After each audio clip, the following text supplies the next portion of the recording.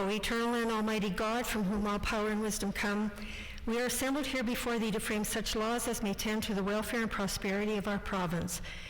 Grant, O merciful God, we pray thee, that we may desire only that which is in accordance with thy will, that we may seek it with wisdom and know it with certainty and accomplish it perfectly, for the glory and honor of thy name and for the welfare of all our people. Amen. Please be seated.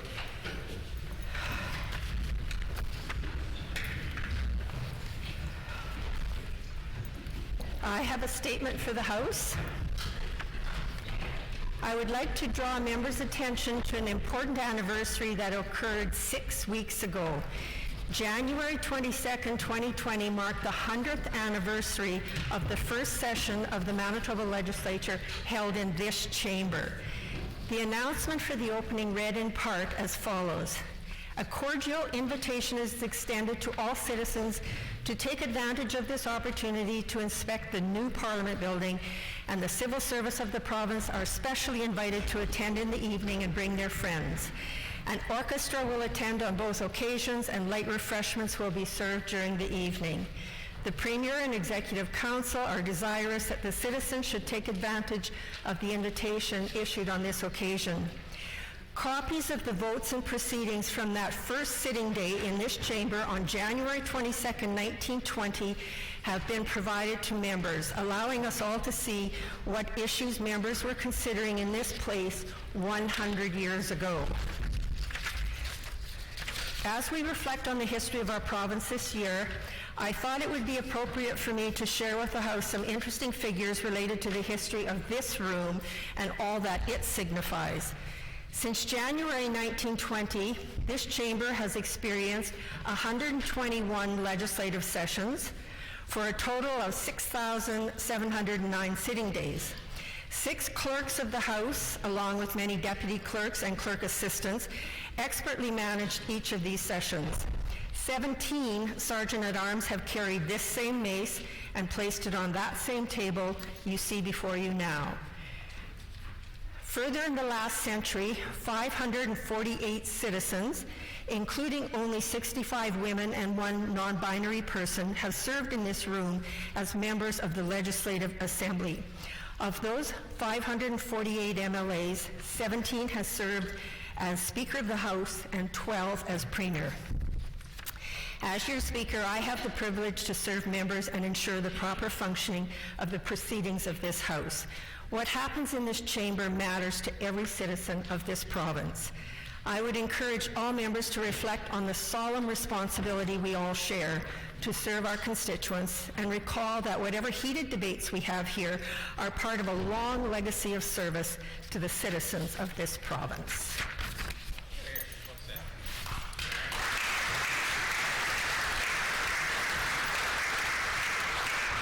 Routine proceedings, introduction of bills. The Honourable Minister of Infrastructure. Thank you, Madam Speaker, and I move, seconded by the Minister for Crown Services, that Bill number 23, the Vehicle Technology Testing Act, be now read for the first time.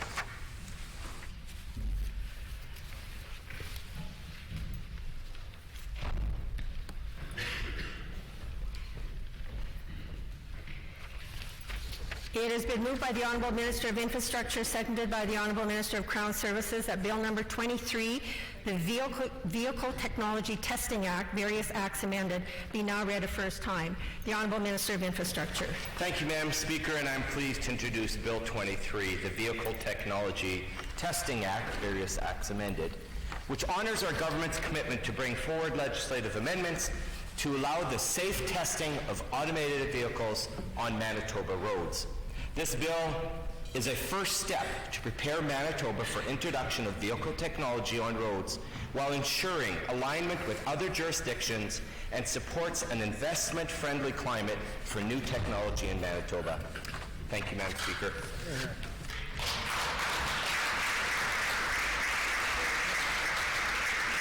Is it the pleasure of the House to adopt the motion? Agreed? Agreed and so ordered. Committee reports. The Honourable Member for Radisson. Madam Speaker, I wish to present the second report of the Standing Committee on Legislative Affairs.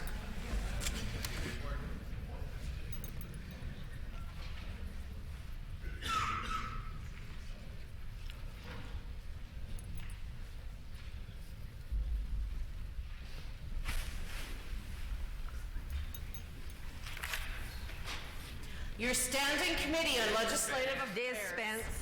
The Honourable Member for Radisson. Madam Speaker, I move, seconded by the Honourable Member for Seine River, that the report of the committee be received.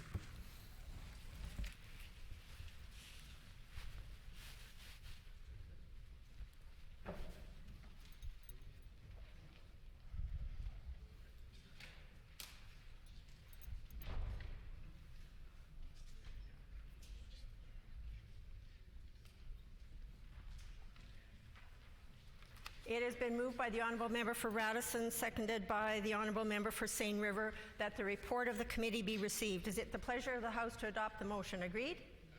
Agreed, and so ordered. Tabling of reports. Ministerial statements.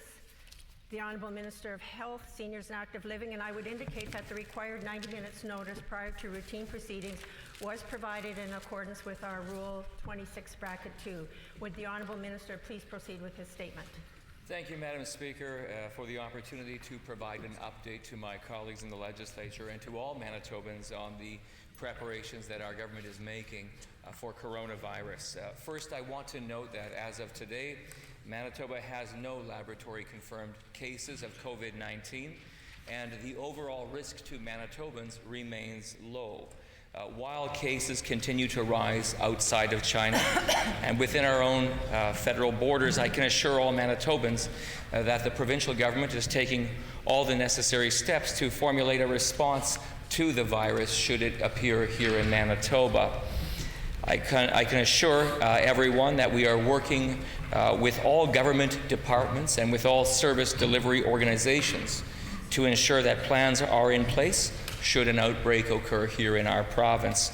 Madam Speaker, despite the risk remaining low to Manitobans, we recognize that coronavirus is creating a lot of anxiety, and that is a natural reaction when facing something about which so little is known.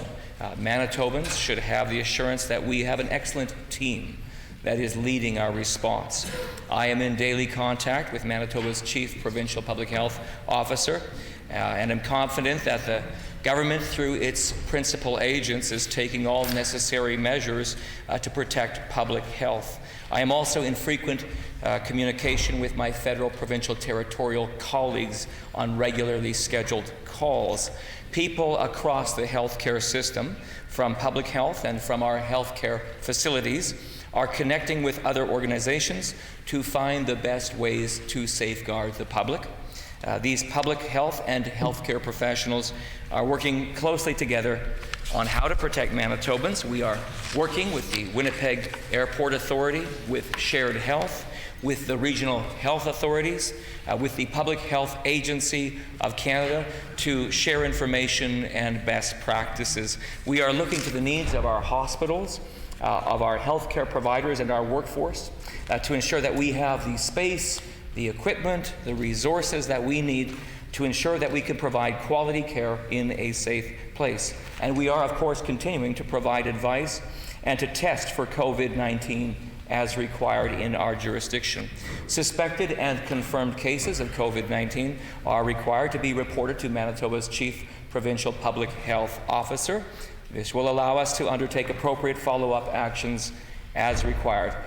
And if and when a case is found in Manitoba, the public will be notified promptly. Madam Speaker, let me assure all Manitobans that our government is ensuring that municipalities across the province have the most up-to-date information. Earlier this week, I was able to provide an update to mayors and reeves regarding the measures we are putting in place to prepare for COVID-19. I would additionally suggest that the health of Manitobans and this issue is a nonpartisan issue. And just this morning, our Chief Provincial Public Health Officer and Health Department officials briefed both the member for Union Station and the member for River Heights on the issue. I have and will continue to provide Cabinet with updates as well. Let me end by providing Manitobans with some important information. Manitoba's Health, Seniors and Active Living website will continue to have the most up-to-date information. Manitobans should also call HealthLink's Info Santé should they believe they are experiencing symptoms, as well as to get accurate information. The numbers there are 204-788-8200 or toll-free 1-888 315-9257. Let me be clear, this is a difficult situation that is emerging and changing by the day. This situation requires our focus, our concern, and our efforts. And Manitobans should know that processes and procedures are in place to protect the public. I remind Manitobans to wash their hands, cover their coughs, to stay home if they are sick, and to avoid unnecessary contact with people whose immune systems are depressed or insufficient to fight this illness. Madam Speaker, we will keep Manitobans informed in the days and weeks ahead. We will provide clear information on any emerging health risks, and we will explain to people what they can clearly do to reduce that risk. We will continue to work together to plan for the steps that will be needed if and when there is a case in Manitoba. Thank you.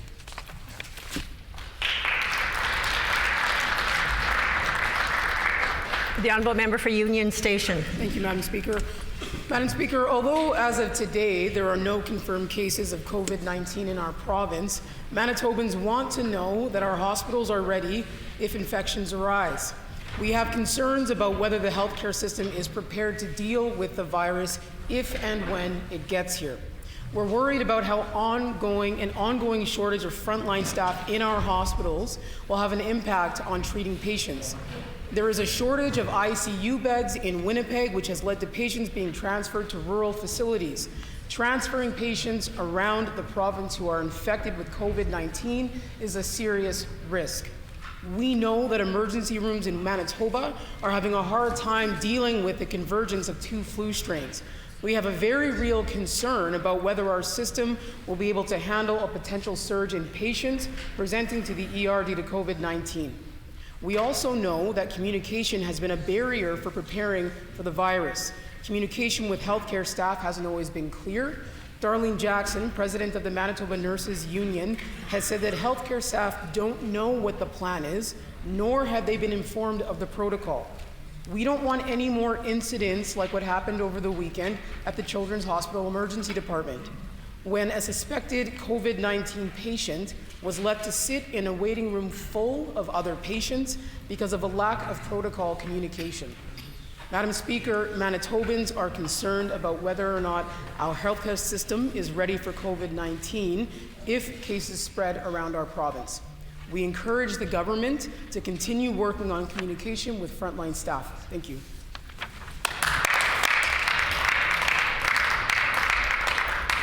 The Honourable Member for River Heights. First, thank the Minister for briefing. The member needs leave in order to speak to the ministerial statement. The Honourable Member for River Heights. I ask for leave to speak to the Minister's statement. Does the member have leave to respond to the ministerial statement? Leave has been granted. The Honourable Member for River Heights. First, I thank the Minister for arranging the briefing this morning. With COVID-19 outbreaks in South Korea, Italy, and Iran, and recent new cases and deaths in the United States, Manitobans needs to know that we are ready with a plan to ensure Manitobans stay as safe as possible in the likely case that the virus reaches and spreads in Manitoba. We don't want to alarm anybody, but we do want to make sure that this government actually has a plan in place for areas where COVID-19 could hit hard. For example, First Nations communities, personal care homes, shelters like Siloam Mission and Main Street Project. With past experience with the H1N1 flu, the government must have a plan in place for northern communities and other places where people are living in close quarters and with less direct access to healthcare facilities and hospitals. Having a detailed public plan will reduce the need for people to panic. It is also important to have special procedures to protect residents in personal care homes. The mortality rate for coronavirus COVID-19 is 3.6% for those aged 60 to 69, 8% for ages 70 to 79, and 15% for those aged 80 and over. Current evidence suggests that this higher mortality in older people is related in part to many having an underlying chronic disease. But we are hearing from health professionals and the public that any plans that have been made in these areas have either not been made or have not been adequately communicated. This has to change. And there also needs to be greater attention to assuring people in Manitoba that there is the needed surge capacity if we have a widespread outbreak. We also want to know the government's plans to keep the legislature operational should MLAs be under quarantine. We heard this morning it is important to make it easy for people to work from home. Will the government have video links to the chamber available so that if necessary, MLAs who are quarantined can continue to participate in the legislative sessions from home? These are all questions which need to be answered, and I look forward for an improved response from the government. Thank you.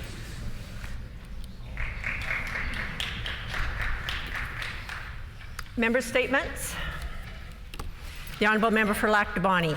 Thank you, Madam Speaker. Madam Speaker, the Lymphedema Association of Manitoba, LAM, was founded in 2011, and their mission was to increase public awareness of lymphedema through education and support of those who are at risk, as well as family members who are affected by lymphedema.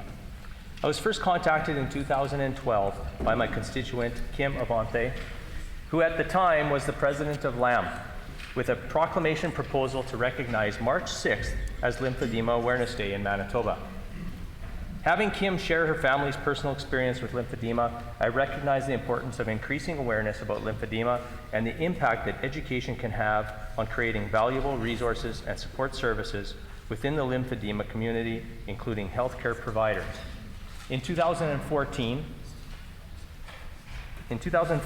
I made a private member statement. In 2014, I introduced a private member's bill officially declaring March 6th as Lymphedema Awareness Day in Manitoba. Since then, I have made a private member statement every year on the topic of Lymphedema Awareness Day in Manitoba with the hopes of continuing to raise public awareness of lymphedema, and I encourage all members to carry the message forward to the constituencies they represent. This year, LAM is hosting Symposium 2020 on March 6th and 7th at the Basic Medical Sciences Building, Theatre B in Winnipeg. There are also a growing number of municipalities across Manitoba that host events in order to raise community awareness about lymphedema. Madam Speaker, lymphedema can affect anyone at any age, and therefore we are all likely to know someone that has or is at risk of developing lymphedema. The treatments for lymphedema can be costly and can have a major impact on people's livelihoods and the well-being of their families. That is why I want to have my colleagues join me in thanking LAM and my guests in the gallery, Kim Avante, Sherry Normando, Susan Toll, Edith Mulhall, and Claire Ann Dayton-Lamy for their continuing efforts to raise awareness, provide resources, and offer support to all Manitobans who are affected by lymphedema. Thank you, Madam Speaker.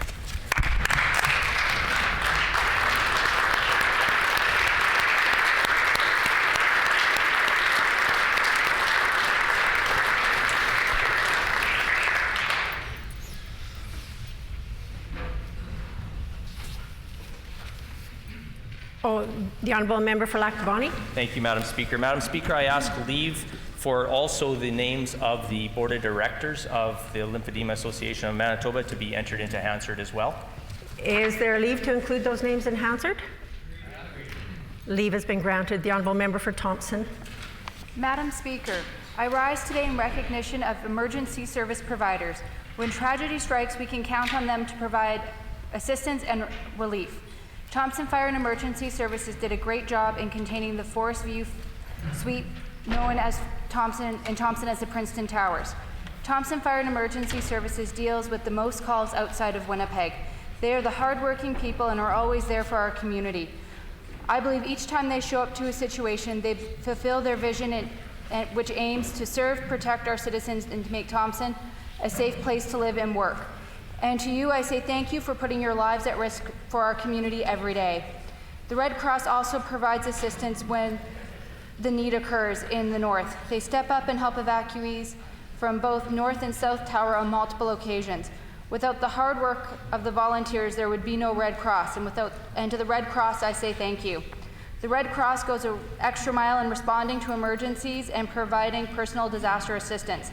The work they have done and are still working to provide essential normalities for people who are experiencing emergencies. In 2017, they took evacuees to Pichu Falls for a picnic. In 2018, they provided evacuees with entertainment-filled evenings. They serve to community during non-emergency situations. They serve at the community Christmas dinner and at the Humane Society. The City of Thompson ensures individuals affected by the Princeton Tower fires were taken care of and given temporary housing. They made sure community members were transported safely and food was provided. The city also liaisoned with other organizations to ensure everybody received the supports needed. These organizations coordinated systematically to arrange, assess the damage, and provide various forms of relief within their capacity. To all emergency services and your endless unselfish work and the positive impacts on behalf of northern communities, I want to express my sincere gratitude. Thank you, Madam Speaker.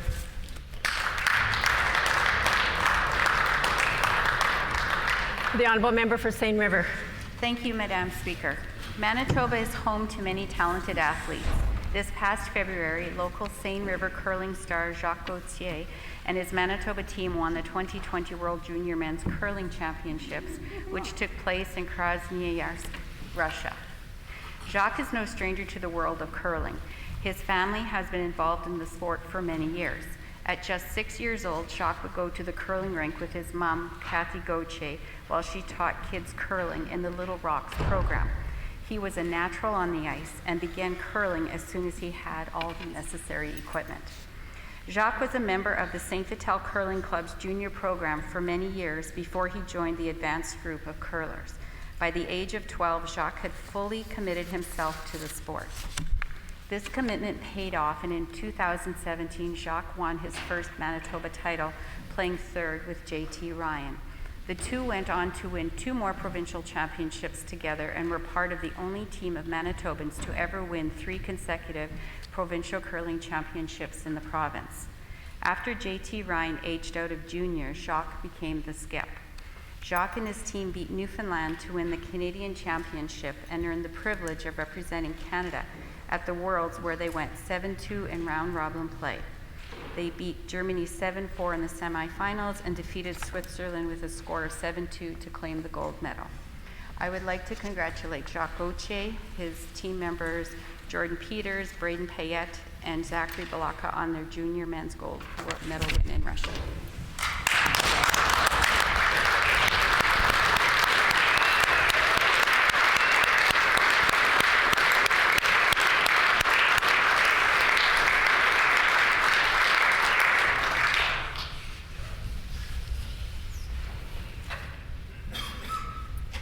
The Honourable Member for Union Station. Madam Speaker, I'm honored to share that during the final weekend of Black History Month, I, as well as the members for St. Vital and Southdale, were in Halifax, Nova Scotia, attending the Canadian Congress of Black Parliamentarians. For the first time since its inaugural year in 2015, Manitoba was able to send delegates.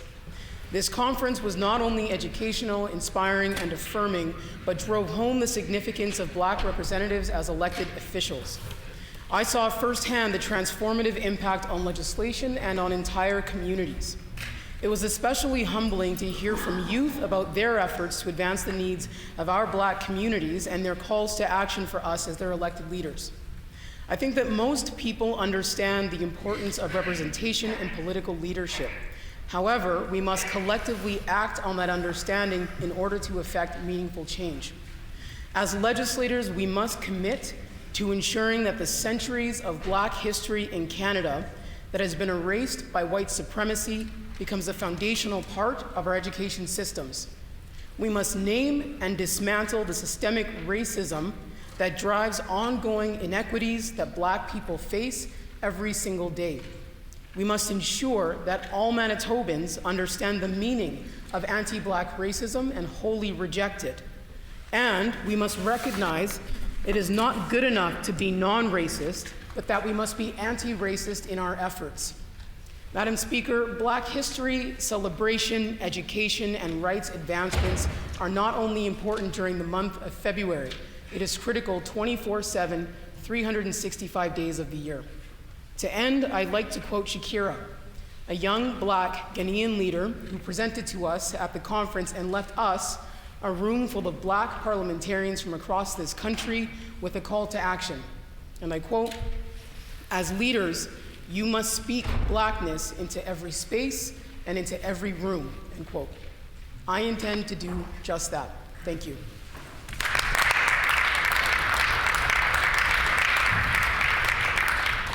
The Honourable Member for Radisson.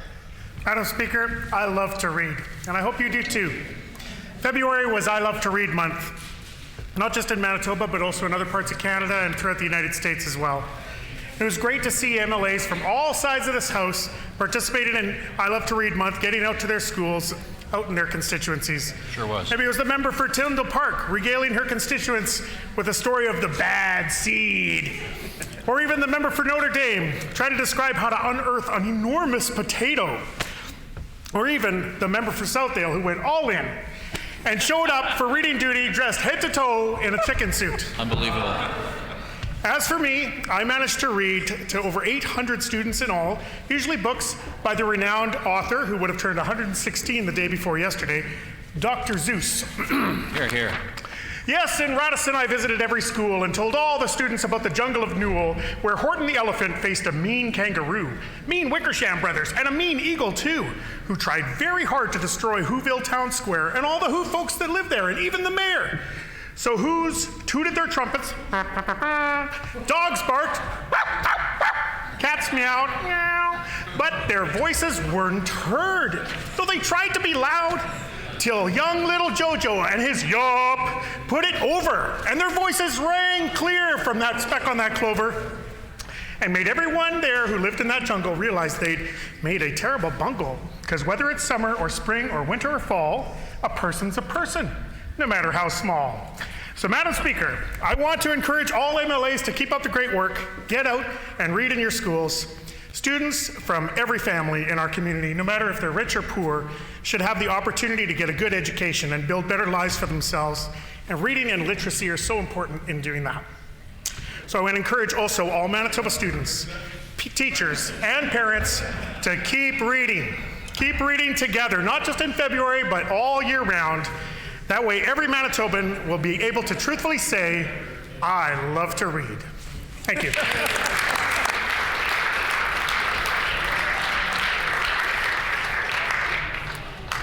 Prior to oral questions, we have a guest that I would like to introduce to you. Sitting to my right in the loge, we have Jerry McAlpine, the former MLA for Sturgeon Creek. We welcome him back to the Legislative Building.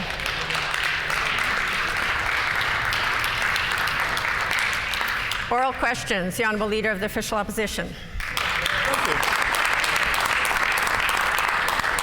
I'd also like to just take a second to acknowledge a constituent, James Bedham of the Green Party is here with us today.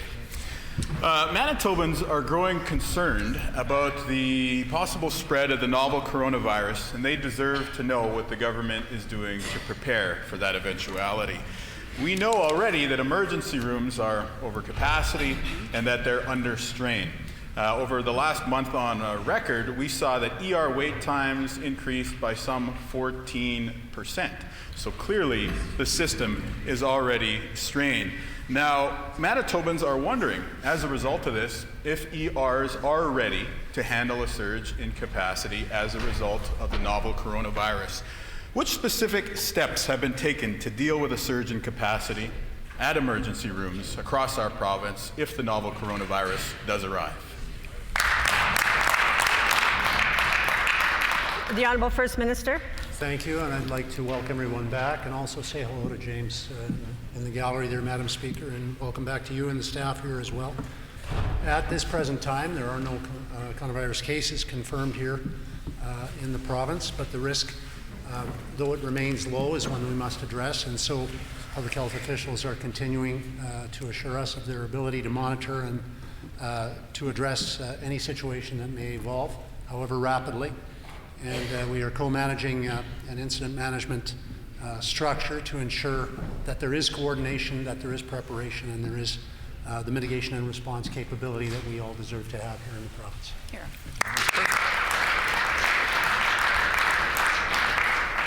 The Honourable Leader of the Official Opposition on a supplementary question. Thank you, Madam Speaker. I do encourage the Premier to make the necessary investments in nurses and healthcare aides and in the human resources at emergency rooms in advance of the possible arrival of the coronavirus. Without such steps, it does seem that the only measure that this government has to deal with potential staffing issues is the continued use of mandatory overtime, and we all know that that can be very harmful. Another concern we've heard from Manitobans and from frontline workers is whether there is enough personal protective equipment on hand to protect them. We have seen in many other jurisdictions that have dealt with this virus that it is the frontline healthcare workers themselves who are often first hit or at least first exposed to this virus. Has the Premier and his government made the necessary investments to ensure that there are enough masks, gowns, gloves, and personal protective equipment to protect all of our frontline healthcare workers? The Honourable First Minister. The member is, of course, wrong if he is attempting to invoke fear in the population as a consequence of previously held biases, but he is quite right in terms of asserting concern about the safety of frontline workers, and that concern is, of course, being addressed. We have months of back supply of necessary protective gear of various kinds. Some he's described, some not.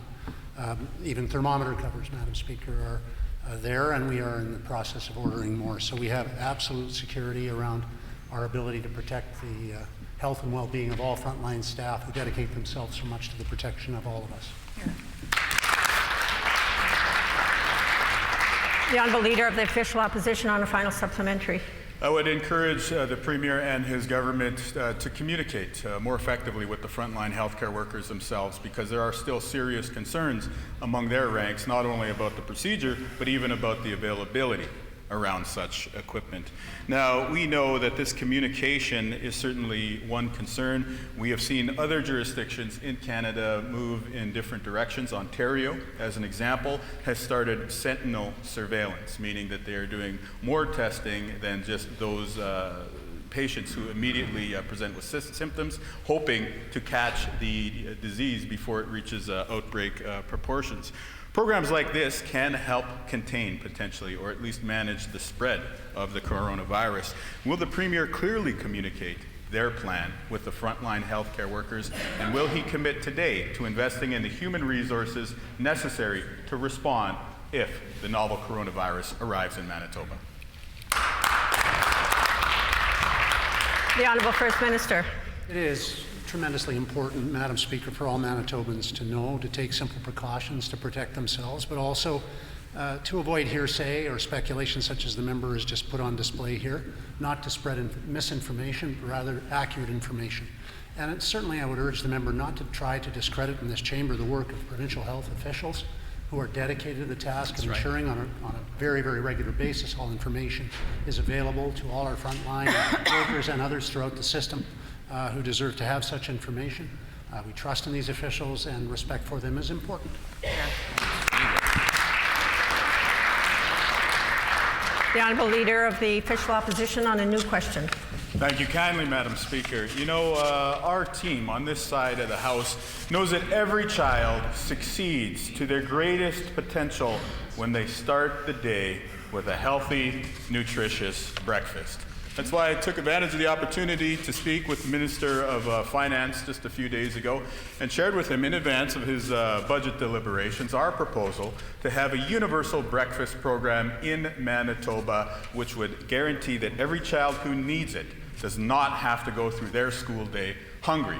Seems to be a no-brainer, an idea that every Manitoban is on side with, of course, except for the spokesperson that the government elected to send out. I will table his remarks, who called feeding children a hashtag bad idea. I would ask the Premier, does he stand with us in our plan to feed children, or is he against feeding hungry kids?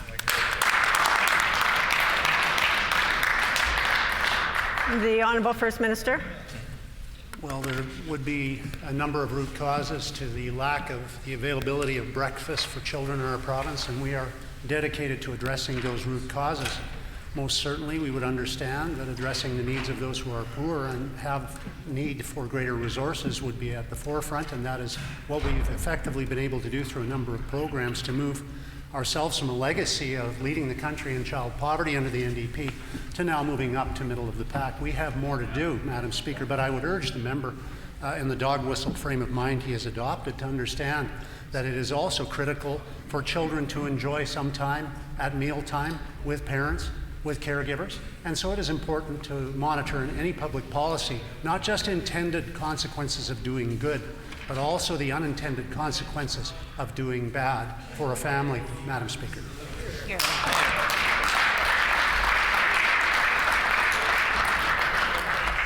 The Honourable Leader of the Official Opposition on a supplementary question. It is a simple question that any Manitoban should be able to answer. Do you want to feed the hungry children, yes or no? We're still waiting for the official government response. I would add to that very obvious question. We have a number of other questions when it comes to the education system, Madam Speaker. This government likes to call themselves smart shoppers, but apparently they have not done a very good job when it comes.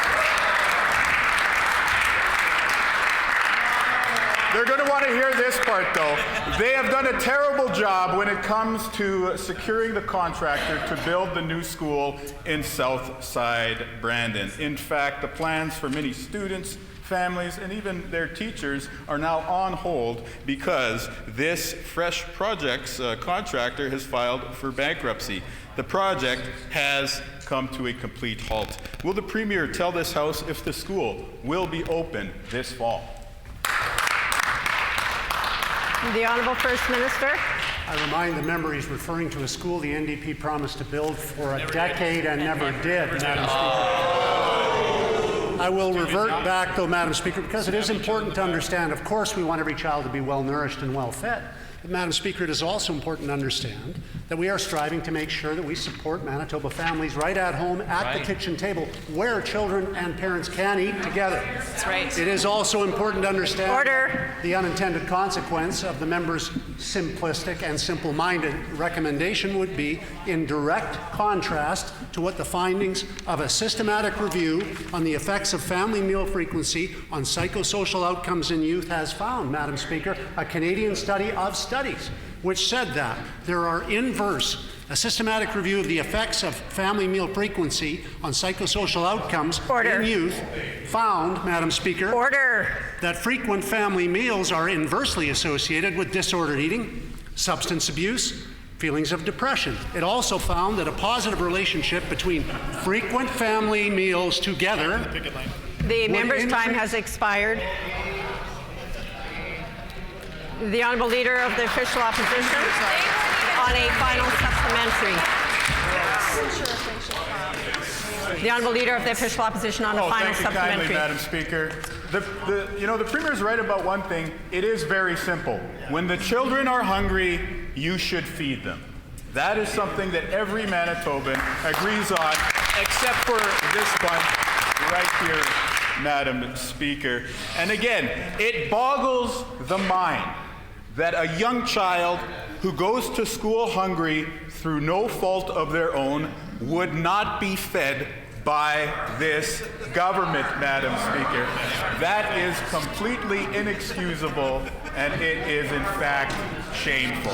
Returning to the issue at hand, which is the construction of the school in Southside Brandon. We know that Fresh Project was the lowest of 10 bids for the construction of this school, but apparently the government is now paying the cost of being cheap. Was the Premier aware of the financial problems with the contract when it was awarded to Fresh Project?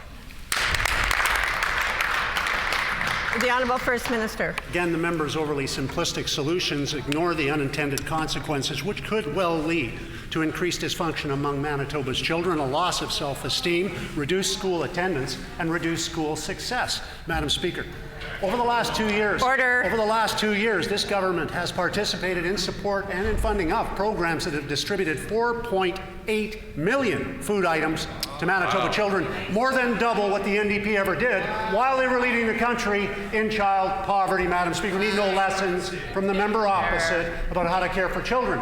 But if children are going to school hungry, then parents aren't fulfilling their responsibilities. And so on root causes, Madam Speaker, we also need to assist parents in developing the skills they need to look after their children. When the member says, feed your children, the member should not ignore the unfulfilled responsibilities of Manitoba parents. Families first, Madam Speaker, not state-funded cafeteria meals.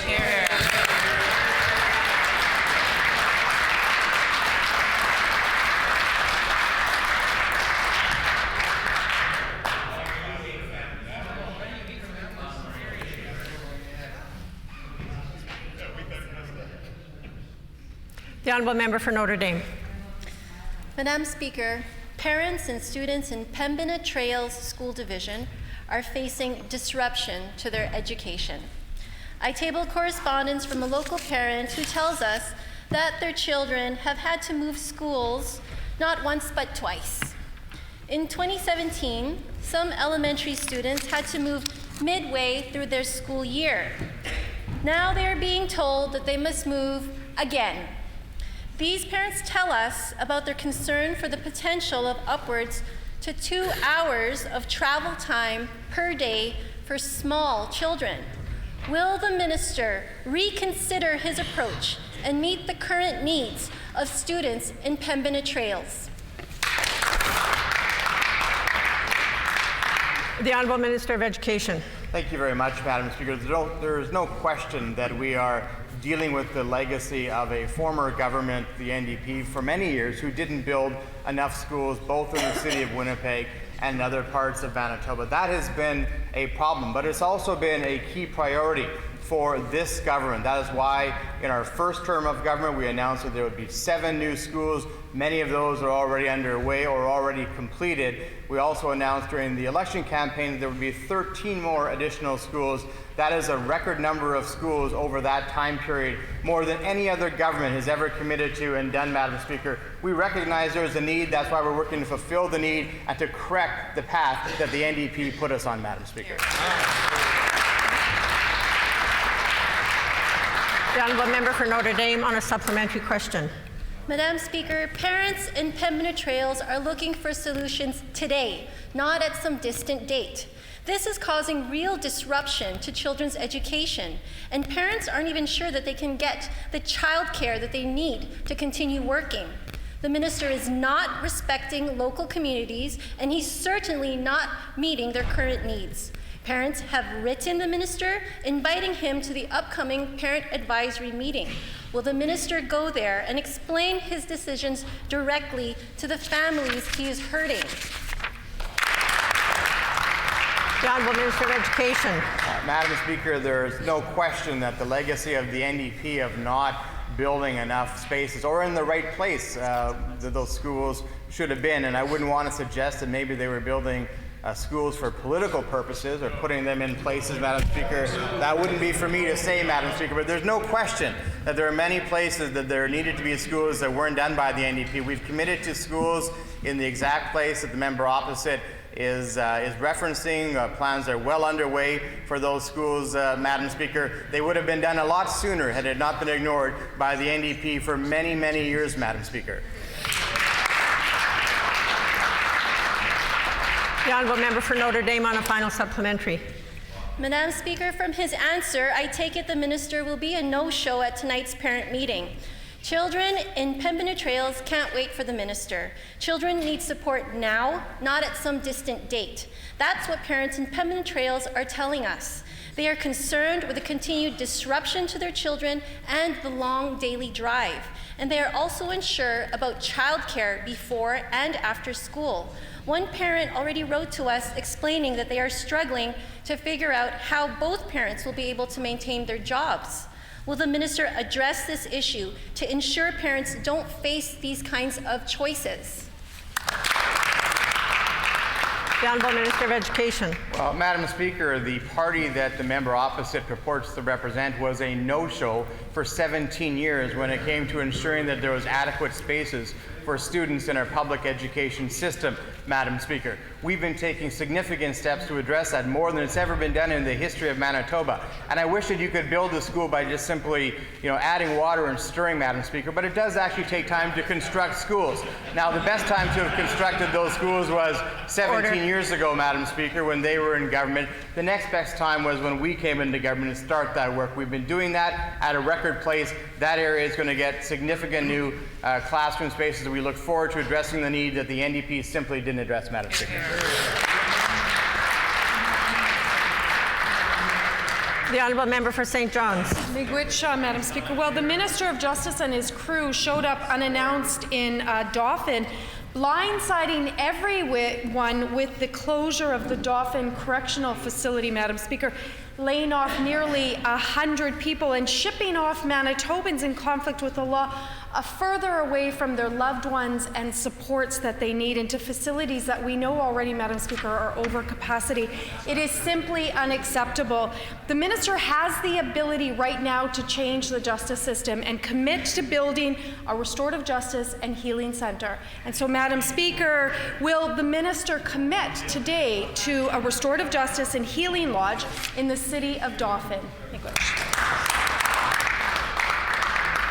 The Honourable Minister of Justice. Thank you very much, Madam Speaker. I can certainly tell the House today that this decision in respect of Dauphin Correction Facility was not made lightly, and certainly our government and our priority is with the employees and the affected families. Madam Speaker, I do want to inform the House that our government has finalized an agreement with the Employees Union to offer employment to all Dauphin Correctional Facility staff who wish to remain working for the Manitoba government, and assistance for those who wish to explore other employment opportunities. We have also agreed on a plan to support staff who may choose to relocate and those who want to stay in Dauphin. I do want to thank the employees for their patience at this time.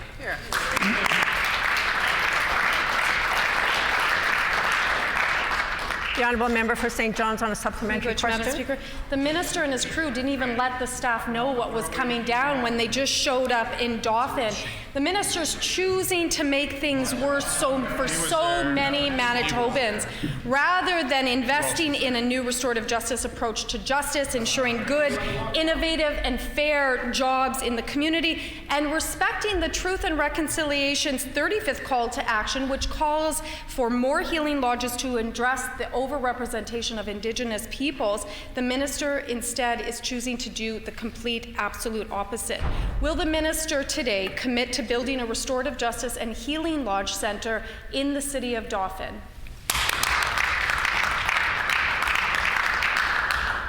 The Honourable Minister of Justice.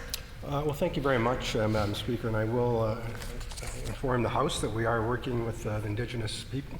We're working with the MKO, the Southern Chiefs Organization, and certainly with the Assembly of Manitoba Chiefs. We made a nice announcement in Thompson yesterday in terms of restorative justice, enhancing capacity for restorative justice in northern Manitoba. We will continue to build on that work that's underway, and certainly working with the local communities to that end. We know there are some healing houses in and throughout Manitoba and many Indigenous communities, and we will certainly be working with those communities to enhance that capacity. So we look forward to working with our Indigenous partners as we move forward on this very important file.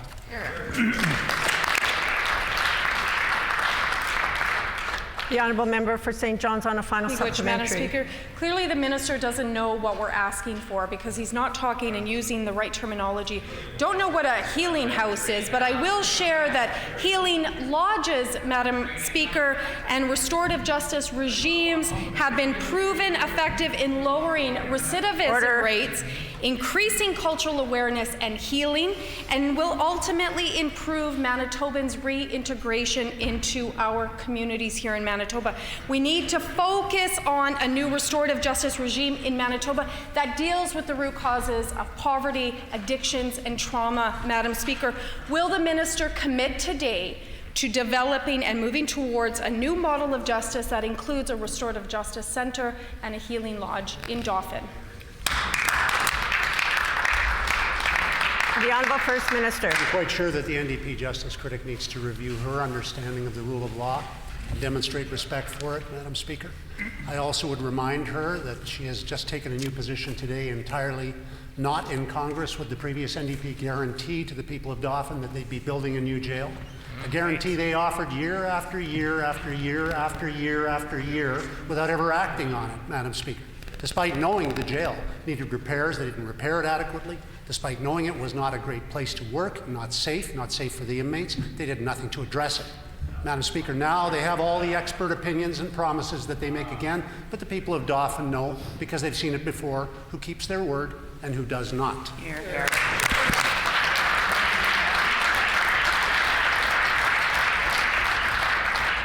The Honourable Member for Union Station. Madam Speaker, our frontline healthcare workers continue to work hard day in and day out to provide quality healthcare to Manitobans. But they have reached their breaking point from being overworked and understaffed. More than a quarter of nursing positions, 28% in St. Boniface Emergency Room, are vacant. And in an open letter written to the Minister of Health a few weeks ago, nurses explained that, and I quote, "The current state of the emergency department at St. Boniface Hospital is in a crisis and unsustainable. As a result, St. Boniface has continued to rely on mandatory overtime to fill vacancies. Will the minister commit to hiring and training more nurses today to address these vacancies?" The Honourable Minister of Health, Seniors and Active Living. Madam Speaker, I welcome that member and all members back to the House on this first day. It gives me the opportunity to provide the update and indicate to all Manitobans that we have been successful in the commitment we made to hire nurses, and since June the 1st, we have hired 336 nurses in the Winnipeg Regional Health District.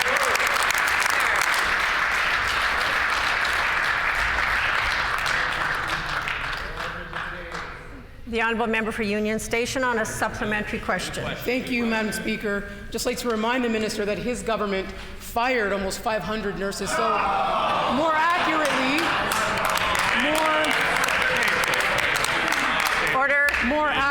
Madam Speaker, they've maybe hired back some of those nurses. Order. Our nurses are committed to maintaining safe, quality patient care. But it has been difficult for them to do so since this government consolidated ERs and increased vacancy rates and patient volumes. A doctor from the St. Boniface Hospital even attributed the heavy-handed approach from the government as the cause for the current staff shortage, urging that we need to hire and train more nurses and treat them in a better way. The minister is forcing nurses into this difficult and the member's time has expired. The Honourable Minister of Health, Seniors and Active Living. Madam Speaker, three things. First, 336 new nurses working in Winnipeg. Second thing, they're probably doing a freedom of information request to the wrong province. Here, there are more nurses, not less. Third thing, in response to the member's statement about the number of nurses in emergency departments in urgent care, I am pleased to report to all members that the vacancy rate there continues to drop since February. Hear, hear.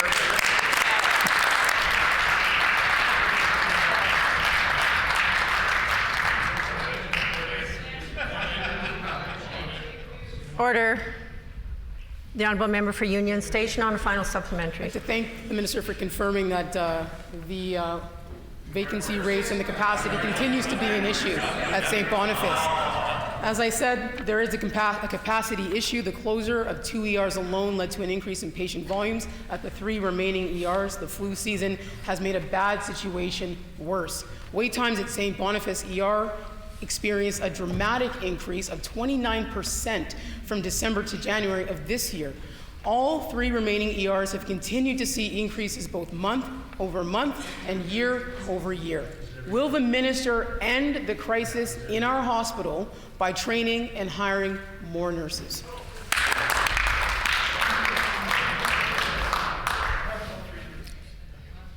The Honourable Minister of Health, Seniors and Active Living. So, Madam Speaker, again, we are hiring nurses. We are actually working at a table with the Manitoba Nurses Union where we are examining the ways that we can make the hiring of nursing go faster. Those efforts have borne fruit. We have hired 336 new nurses.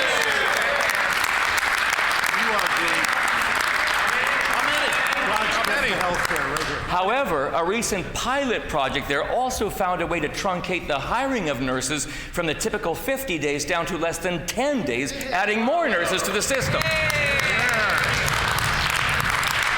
And Madam Speaker, our wait times are still shorter than they were under the NDP.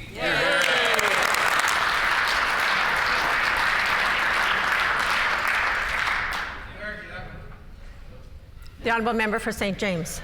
Madam Speaker, yesterday we learned that the Palliser government paid $600,000 to Gordon Campbell for a few months' work. I'll remind the minister that Mr. Campbell is a politician, not an expert in hydro. And yet he was given this outrageous amount of money with no evidence that any work was actually completed. It's unacceptable and an affront to everyday working Manitobans. Manitobans shouldn't have to foot the bill for this political exercise. Will the minister reverse these charges to Manitoba ratepayers and ensure that Mr. Campbell's bill is paid for by the Progressive Conservative Party of Manitoba?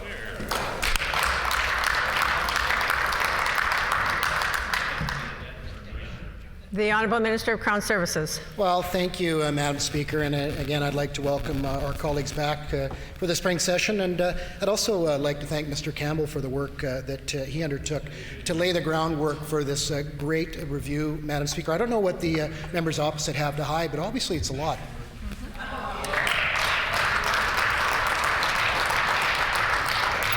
The Honourable Member for St. James on a supplementary question. Thank you, Madam Speaker. Neither Gordon Campbell or Brad Wall are experts in hydro, and yet the Palliser government is... And yet the Palliser government is trying to use former Conservative politicians to find a way to privatize hydro.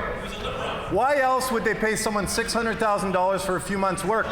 It should be the PC party and not the people of Manitoba who should be paying for this political exercise.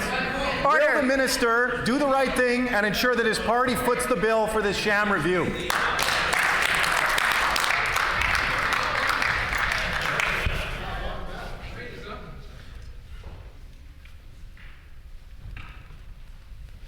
The Honourable Minister of Crown Services.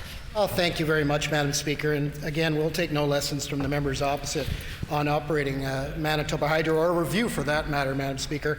I'll just give the member a little bit of a history. In 2007, Bipole 3 was announced at $2.2 billion, Madam Speaker. 2011, $3.8 billion, Madam Speaker. And lo and behold, Madam Speaker, in 2018, $5.4 billion. It's like an auction. Wow, is that not a lesson in doing things right? I think not, Madam Speaker. Where they failed Manitoba Hydro, we'll get it right.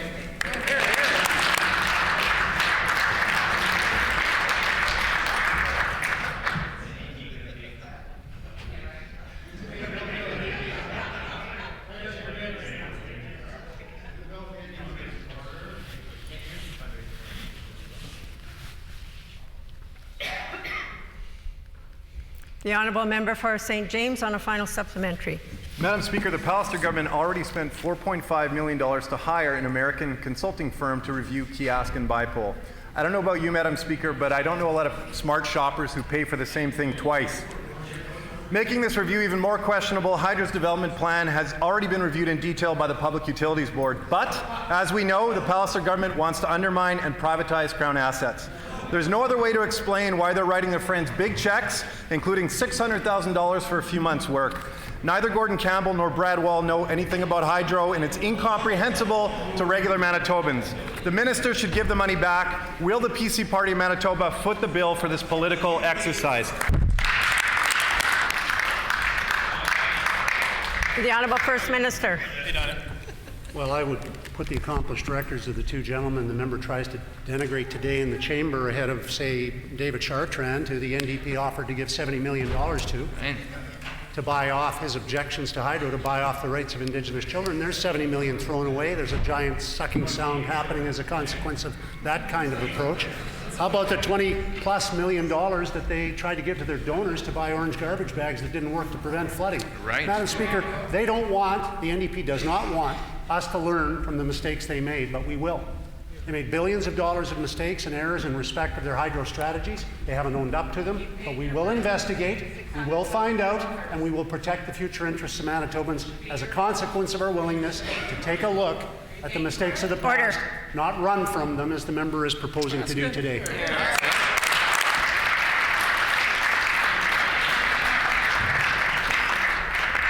The honourable member for St. Boniface. Thank you, Madam Speaker. Gordon Campbell was paid $120,000 a month for 5 months' work in yet another hydro study. One would think the NDP's appalling mismanagement of hydro has already been thoroughly documented, but there does seem to be a pattern on the part of this government, Madam Speaker, of spending millions on consultants who may embarrass the NDP while turning a blind eye to serious problems that might be awkward for people connected to the PCs. Case in point, the Premier said so long as there was a criminal investigation into the police headquarters in the City of Winnipeg, there would be no inquiry. Will the Premier finally call an inquiry into the audits, fire halls, land swaps, and police headquarters of the City of Winnipeg, or does he seriously think nothing wrong happened there? The Honourable Order. The Honourable First Minister. In a series of nonsensical suggestions by the leader of the diminishing Liberal Party of Manitoba, Madam Speaker. The member is suggesting we ignore billions of dollars that went away and are never coming back in hydro while we pursue something about 1,000th the size. This makes no sense. It's not logical, any more logical than trying to forgive every dollar owed by everybody in Canada is logical, Madam Speaker, and undoing the entire monetary system of our country. The member continues to defy logic in his theories, which he continues to advance in this place, much to his own detriment, as much as to anyone else's.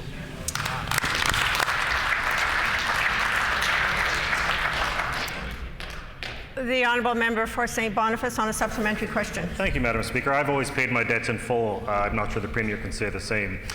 This goes to the question of what the Premier calls two-tier justice, Madam Speaker. That we have one law for the Premier's political opponents and another for his donors. Sam Cates, with whom the Premier shares a lawyer, was a donor in 2016, and Andrew Marquez, the developer who was the subject of a controversial audit, donated $2,500 to the Minister for Municipal Affairs. I table the documents. Will the Premier follow in the footsteps of Gary Filmon and call an inquiry, or will he continue the NDP tradition of sweeping problems under the rug? The Honourable First Minister. I'm sorry, Madam Speaker, I didn't ascertain some of the preamble of the member. I expect it was quite important. But that being said, I do want to say to the member, I did catch his interview in the Brandon Sun a few weeks ago, where he blamed his showing in the last provincial election on Justin Trudeau and claimed that Manitobans took it out on him. It wasn't Justin Trudeau impersonating him over the last 3 years. It was he impersonating Justin Trudeau, Madam Speaker.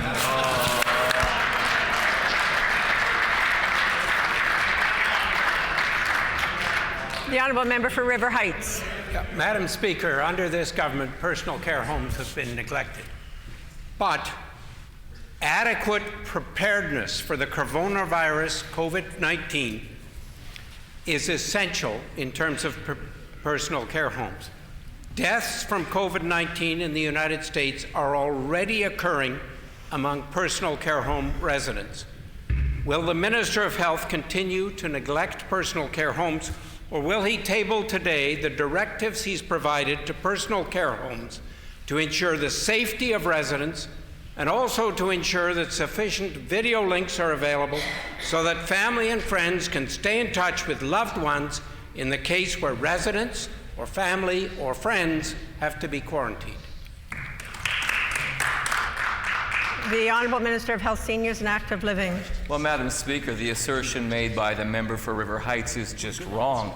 Personal care homes are not neglected, as that member would have known if he was listening during the complimentary briefing that Public Health and department officials gave him earlier today. He would have known that personal care homes forms part of the strategy of public health when it comes to preparedness in respect of corona. And the member could learn more by listening now rather than chirping over the answer I'm providing. Madam Speaker, we are preparing, we are collaborating with officials in jurisdiction across the country and internationally. If that member knows of things that he would like to add into that preparedness, I would be happy to receive his thoughts, because this is not a partisan issue. Hear, hear. Right.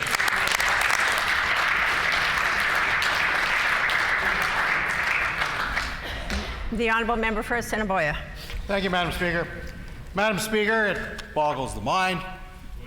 For 17 years, the previous NDP government failed to meet its budget targets and mismanaged the finances of this province. This resulted in a decade of debt and decline for Manitoba. Thankfully, Madam Speaker, our PC government was elected.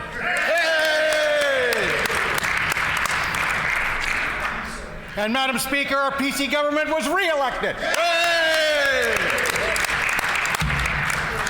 With a strong mandate to clean up the NDP's mess. Can the Minister of Finance please update the House on the recent Q3 report of our government's plan to meet its fiscal responsibilities?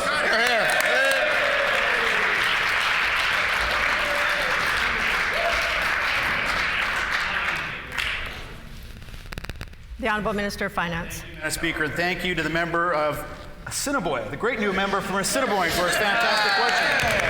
The previous NDP government failed to meet its budget targets year after year after year, leading to unsustainable spending and higher taxes, Madam Speaker. The third quarter report provides a clear picture of a resilient Manitoba economy and a pathway to get ourselves back into balance after 17 years of mismanagement under the NDP.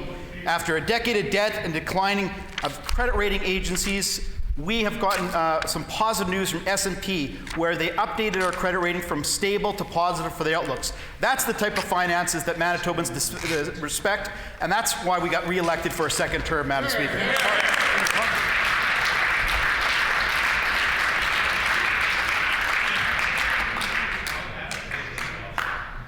The Honourable Member for Wolseley. Madam Speaker, the North End treatment plant is out of compliance with the Environment Act license. Last year, the Pallister government urged the City of Winnipeg to deplete its accounts of funds that were dedicated to upgrade the facility. As usual, the Pallister government is unwilling to put forward the necessary resources to pay for the essentials, and protecting our waterways is about as essential as it gets. Will the minister commit to funding its share of the North End treatment plant this year? The Honourable Minister of Conservation and Climate. Thank you, Madam Speaker, and I appreciate the question from the member opposite. I do want to point out that the City of Winnipeg and the province of Manitoba have actually worked collaboratively over the last couple of months to expedite the plans to address the growing number of phosphorus going into our waterways and affecting Lake Winnipeg. We have done far more in the last couple of months than the NDP did in 17 years to address the problem. Thank you. Hear, hear.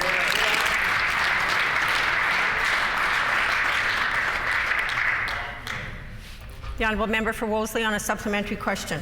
Madam Speaker, the Pallister government now says it's looking at a private-public partnership to build the North End treatment plant. We know that this means more consultations and more delays. That's what the proposal actually means. It's not a commitment today in this year's budget. It's just another stalling tactic, and for no good reason. Using a P3 financing scheme on core government infrastructure makes no sense. Will the Pallister government commit to this project with actual dollars this year?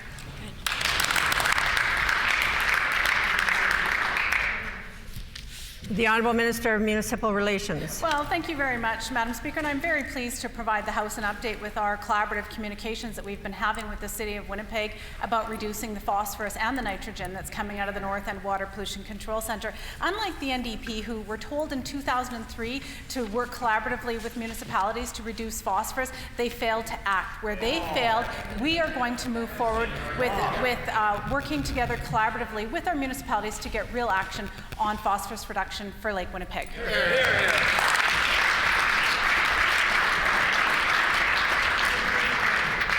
Time for oral questions has expired.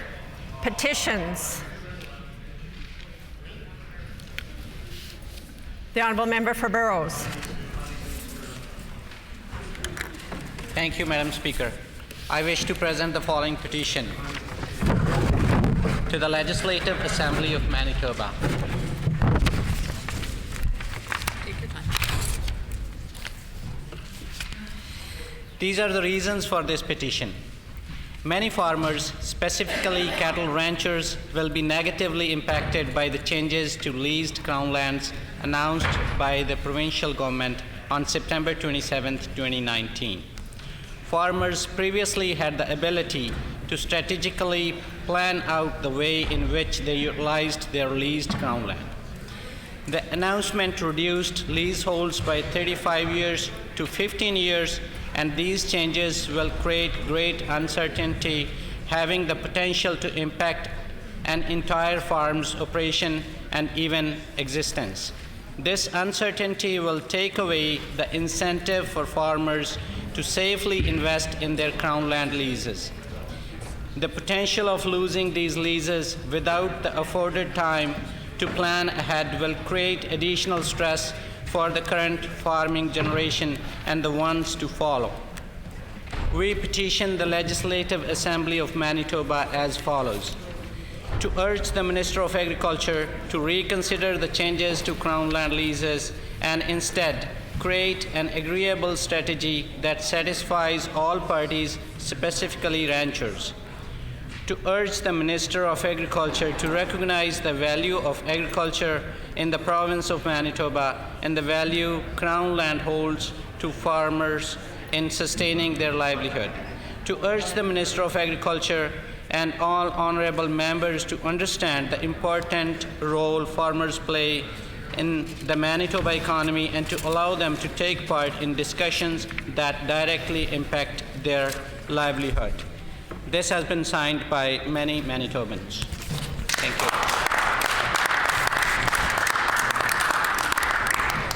you. In accordance with our Rule 133(6), when petitions are read, they are deemed to be received by the House.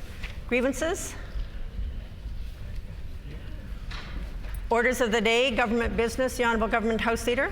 Thank you, Madam Speaker. Could you please call for a debate this afternoon? Bill number 2, the Retail Business Hours of Operation Act, various acts amended or repealed. And following that passage, Bill number 11, the Minor Amendments and Corrections Act 2019. It has been announced that the House will consider second readings of Bill number 2, the Retail Business Hours of Operation Act, various acts amended or repealed, followed by second reading of Bill number 11, the Minor Amendments and Corrections Act 2019. I will now call second reading of Bill number 2, the Retail Business Hours of Operation Act, various acts amended or repealed. The Honourable Minister of Finance.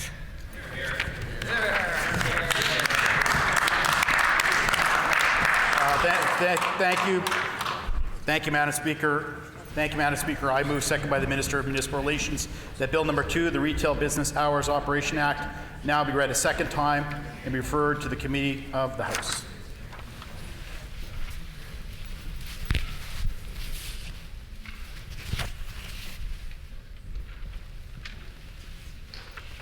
It has been moved by the Honourable Minister of Finance, seconded by the Honourable Minister of Municipal Relations, that Bill number 2, the Retail Business Hours of Operation Act, be now read a second time and be referred to a committee of this House. The Honourable Minister of Finance. Well, thank you, Madam Speaker, and I'm pleased to rise again to provide some comments on Bill number 2. This bill repeals the Retail Business Holiday Closing Act and the Shops Regulation Act to eliminate province-wide restrictions on holiday and Sunday shopping hours. Many Manitobans support allowing businesses to set their own hours, and we want to give Manitobans more freedom and flexibility on where and when they shop. Manitoba is the only Western province which still restricts retail businesses from operating on holidays and Sundays. Having more restrictive rules that neighboring jurisdictions put Manitoba retail businesses at a disadvantage compared to things like online shoppers, which is very popular now, Madam Speaker. The bill also ensures that municipalities will continue to have the authority under the Municipal Act to regulate retail business hours within their jurisdiction as they see fit. The province will work with municipalities to help develop these bylaws if needed. The proposed bill will maintain provisions respecting retail employees' right to refuse work on Sundays and Remembrance Day. We consider this to be a fair accommodation of consumer preferences while maintaining a reasonable work-life balance for retail employees. These changes will include a part of the government's 100-day action plan commitment to bring forward legislation to eliminate Sunday and holiday shopping restrictions while preserving the right of municipalities to create local retail holiday restrictions within their communities. The Labour Management Review Committee, which is an advisory body on labor legislation that includes representatives from major employers and labor organizations, was consulted on this legislation. We carefully consider the committee's advice in drafting this legislation, and I'd like to thank the committee members for their consideration of the bill. Thank you, Madam Speaker.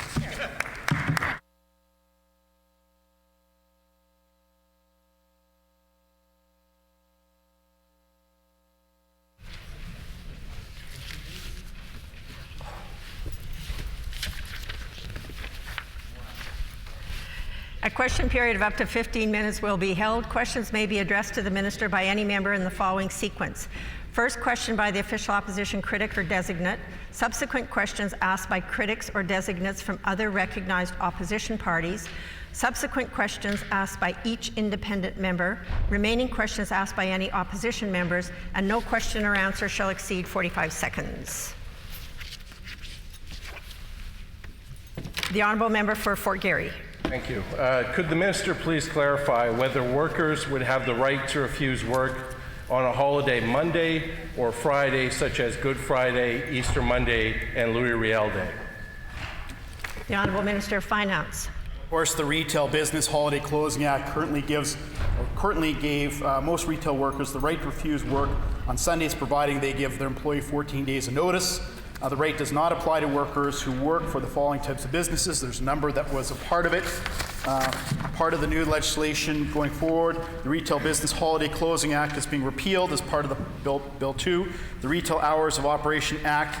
This will eliminate the province-wide restrictions on the ability of retail businesses to open on holidays and Sundays. However, provisions respecting the right to refuse work on Sundays is being maintained and will now be contained within the Employment Standards Code. The honourable member for Fort Garry. Can the minister explain why Good Friday, Easter Monday, and Louis Riel were not included as holidays that a Manitoban could refuse to work on? The Honourable Minister of Finance. Well, the code itself will not specify what business types exemptions will be a part of this to refuse. Just further to my first part of the question to finish it off, the department will be consulting with the Labour Management Committee in near future on whether or not the current list of business exemptions will be a part of it. We're going to consult with them in terms of that regulations. Regulations specifying types of business of work of the exemption of the right to refuse cannot be passed in Bill 2 until we receive royal assent. We think this is important legislation that needs to move forward, that has the support of many Manitobans. The honourable member for Fort Garry. Could the minister please clarify that the bill only allows for an employee to refuse work on Sundays and the only other day would be Remembrance Day? The honourable Minister of Finance. That is true.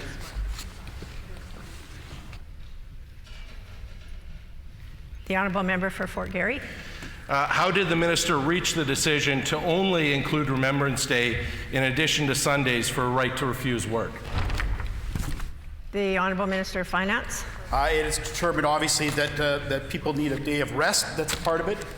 We will be consulting Labour Management Committee in terms of the exemptions that will be part of it. There was some exemptions part of the bill in previous destinations. Once the bill does have royal assent, that's a part of it. We will be making some regulatory abilities. That's a part of it. So we want to listen to Labour Management. That's a part of it. It was part of the existing legislation, so we think that makes sense to incorporate that as well. The honourable member for Fort Garry. Thank you. When drafting this legislation, did the government take the religious diversity of Manitoba into consideration? The honourable Minister of Finance. Absolutely we did. We consulted with the Labor Management Committee, employers and employees. We consulted with Association of Manitoba Municipalities, that's part of it. This is something that is widely supported with, I think, the residents of Manitoba. We also thought it's important to provide some parameters in terms of municipalities that may, for a whole bunch of reasons, want to restrict some hours. This provides choice. It allows municipalities to make these important decisions. It's a part of it. And of course, we respect different ethnic backgrounds or religions, but this is not about religion at all, Madam Speaker. This is about ensuring people have a day of rest. The Honourable Member for Fort Garry. Can the minister indicate what ethnocultural or religious communities were consulted in drafting this legislation? The Honourable Minister of Finance. The major consultation groups that we consulted were Labour, Management. We also consulted Association of Manitoba Municipalities. That's a part of it. Those were the major consulting stakeholder groups that were a part of that, a part of the legislation. We want their advice, and so we provided some advice. In fact, we've got some advice from the Labour Management Committee in terms of a review letter. That's a part of it, and we made sure we incorporated elements of what they had suggested in the legislation. The Honourable Member for Fort Garry. Why weren't ethnocultural and religious groups consulted in relation to this bill? The Honourable Minister of Finance. Well, first of all, as I mentioned, this bill isn't about religion. This bill is about providing some choice, some flexibilities in terms of shopping on Sundays, which, by the way, most jurisdictions in Western Canada, in fact, Manitoba is currently the only Western province which still restricts businesses from operating on holidays and Sundays through the Retail Business Holiday Act. Retail business organizations have lobbied for this as well as for a long period of time. And the retail business, it exempts some businesses from the restrictions that will be part of it. We know that the nature of shopping has changed quite substantially, even over the last 4 or 5 years, where you're competing more with online businesses. So this is not a religious bill. This is about providing a day of rest. The Honourable Member for Fort Garry. Will the government consider giving workers the right to refuse to work on other religious holidays? The Honourable Minister of Finance.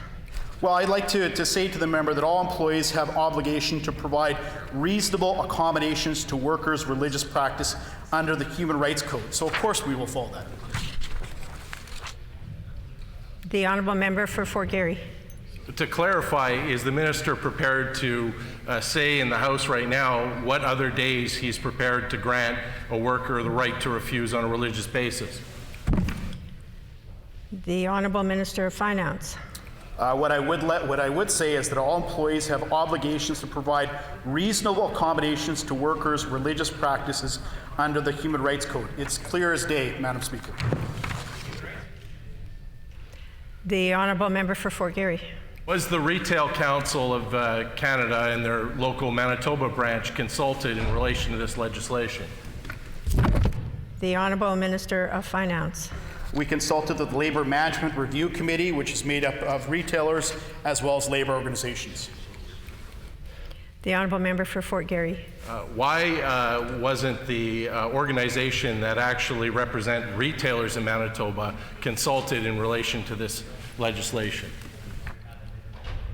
The Honourable Minister of Finance. Well, I've met with Mr. John Graham, that represents retailers in Manitoba, who's part of the Labour Management Group, who is supportive of this legislation. In fact, they've been calling for this legislation for many years. The Honourable Member for Fort Garry. Does the minister anticipate any repercussions from Sunday shopping hours potentially being extended? The Honourable Minister of Finance. We've given municipalities the right to restrict some of those hours. We appreciate the fact that one size fits all does not work for every jurisdiction in Manitoba. What this legislation does, it provides choice for municipalities if they do want to offer that. I would suggest to you, even over the last 5 to 7 years, the patterns of shopping, the way people shop, has dramatically changed. And I would suggest to you that Manitoba, again, is the only current province in Western Canada which still restricts businesses from operating on holidays and Sundays. So we think with the explosion of online shopping, this allows businesses to grow and prosper. We've taken advice from the Labor Management Committee made up of employers and employees, and we think this is strong legislation. The Honourable Member for St. Boniface. Would the government be open to expanding the bill to allow individuals to refuse other days, individuals of non-Christian religions, for example? The Honourable Minister of Finance. Well, again, as I already had suggested to you, this is nothing to do with religion. This is a day of rest. That's a part of it. And under, again, all employees have obligations, all employers, rather, have obligations to provide reasonable accommodations for workers' religious practices under the Human Rights Code. I'm going to repeat this one more time. In addition, all employers have obligations to provide reasonable accommodations to workers' religious practices under the Human Rights Code. So if employers want to be in violation of the Human Rights Code in some respect, that it's clearly laid out that's here, and there's obligations that we would anticipate, that we would expect employers to follow. The Honourable Member for Fort Garry. I'm wondering if the minister can tell the legislature what category of employees will be excluded under regulations from having the right to refuse work.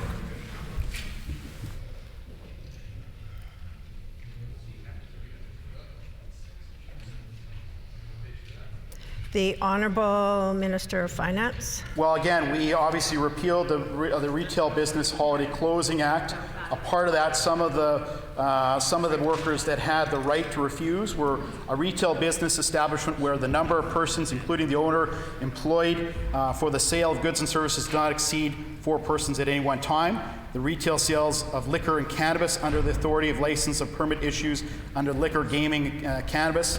Things like pharmacies that are dispensing drugs, retail businesses where gasoline, motor oil related goods, things like nursery stock, flower gardens supplies, fresh fruit.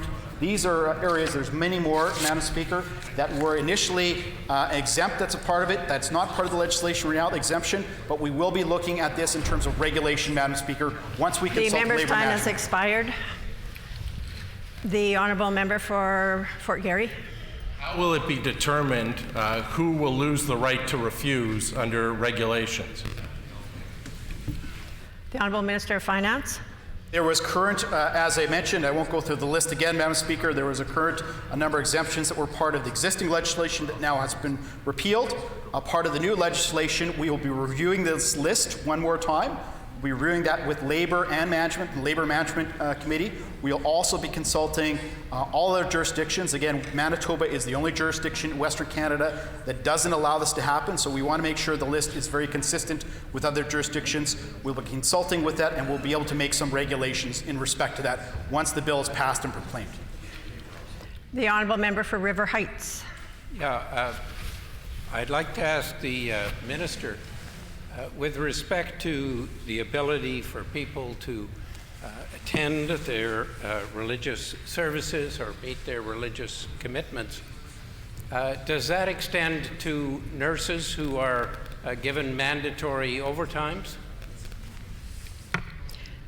The Honourable Minister of Finance.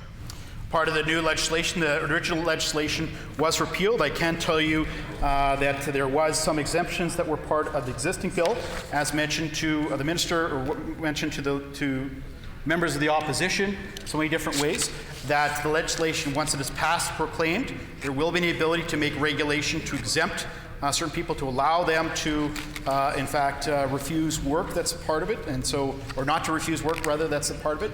We're going to be reviewing that with the Labor Management Committee, things like Kevin Rebeck, things like John Graham, that's a part of it. We're going to be looking at what other jurisdictions do to make sure we're very consistent with other jurisdictions. The Honourable Member for Fort Garry. Why won't the minister include in the body of this legislation the groups and categories of employees who will not have the right to refuse work in Manitoba, and why will he hide that in regulations? The Honourable Minister of Finance. I don't expect the member of the opposition to understand this, but we want to consult with the Labor Management Committee. Consulting. We think it's important to consult with Labor and Management to make sure we're getting it right. That's what's going to be review the current list that's in place. We're going to also take a look at what other jurisdictions are doing. Things have changed in terms of people's shopping habits. with online that's coming online. So we want to take the time to make sure we get this right. It is our intent to provide some sort of list that's there, but we need to consult with Labor and we need to consult with management. Labor has also proposed some sort of a clause that suggests that potentially we should grandfather this. That's there. So we want to consult and hear and make sure we get this right. The Honourable Member for St. Vital. Thank you, Madam Speaker. I do want to ask in relation to the part about refusing work on Sunday, what effect this might have on the labor market. If there are additional hours from certain employees refusing to work on one day of the week, does that mean that there will be an economic impact to the labor market? And I want to know whether the minister has done any studies into the effect of this bill would have on the Manitoba labor market. The Honourable Minister of Finance. Sometimes we like to talk to experts, and people know this. The expert that I'm referring to, of course, is Kevin Reback, who, a part of the letter when he sent to me, suggested that they would support this legislation. They wanted some sort of an important clause where you could grandfather things in, but the Labour Council supported this, Kevin Reback. In fact, Kevin Reback didn't go as far as we're going in this legislation, but we're going to meet with Kevin Reback. We're going to listen to what he has to say in terms of Labour. That's why he supports this bill, and that's why we as a government have introduced this. The Honourable Member for Concordia. It would be difficult to suggest, Madam Speaker, that anyone could support this legislation without knowing more information. Now, once again, the minister has given, I think, a 2-minute speech and expects every member of this House to just go along with it and trust him that he's going to talk to the Labour Management Commission at some point in the future and develop regulations behind closed doors. Well, I think what we're saying, Madam Speaker, is that's not good enough. So I would suggest, Madam Speaker, that this minister should give this House more information. I hope the debate will be fulsome this afternoon and we'll hear lots of additional information from his colleagues, but so far the minister is lacking in the information that he has provided. The Honourable Minister of Finance. Unfortunately, Madam Speaker, the member opposite doesn't do his homework, because if he did do his homework, he'd know that any regulations that come on in Manitoba get passed through an OIC. It has to stand for 45 days where people have an opportunity to review this. That wasn't in place before. That's something that our government has done because we support consultation, Madam Speaker.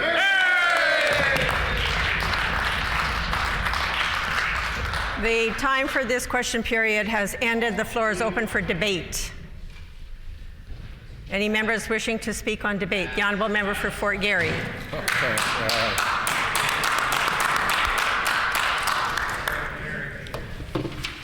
Thank you, Madam Speaker. I'm old enough to remember in Manitoba when we didn't actually have Sunday shopping. And I also remember when it came in and how controversial this law was. And the issue, if many of the members recall, was workers having the right to a quality of life. They are now being asked to work on weekends when before they were just working during the weekday. And weekends was when their children are not in school and they're around and they can actually spend time together as a family. And that was the issue back then, was that workers were being now forced to give up their family time to work even more hours. And it was about community, it was about quality of life, it was about building a strong Manitoba. So I suspect that what happened in the politics of the day was a compromise, and that compromise was the Retail Business Holiday Closing Act. And this act allowed workers the right to refuse, but only on Sunday. And it set aside certain common holidays where there couldn't be any shopping. And that included Remembrance Day, New Year's Day, Louis Riel Day, Good Friday, Victoria Day, Labor Day, Thanksgiving Day, and Christmas Day. And the problem with the previous legislation was filled with exceptions. There was numerous categories of workers that despite having the right to refuse, it was taken away through the back door through exceptions. And it made that legislation quite hollow. So we heard recently that there was one of these small grocery store chains in Winnipeg that sort of fell through the cracks of this law and was certainly adversely affected by it. And the argument that was being made is that things had changed in Manitoba. We have evolved as a province. We are no longer the province that we were when the initial legislation came in. It no longer spoke to the needs of consumers. It no longer spoke to the needs of employers, and it certainly didn't speak to the needs of workers. But the problem we have with this legislation was that it feels, and I think I'm right on this, that it was very much a knee-jerk reaction by the government. That the government saw a public relations problem, they saw a sympathetic small business owner that the public seemed to agree with, and for political expediency reasons, they react and they jump on this issue and they spit out this legislation without actual thought to how Manitoba has changed, how we are different now as a society, and how this legislation should look. Make no mistake, we have changed as a province, and I believe we on this side of the House agree that this legislation needs to be changed, that we agree that it needs to be updated, as does the Employment Standards Act of Manitoba. That no longer works for modern-day Manitoba, and given that this act amends it, I think we need to have that discussion and that debate.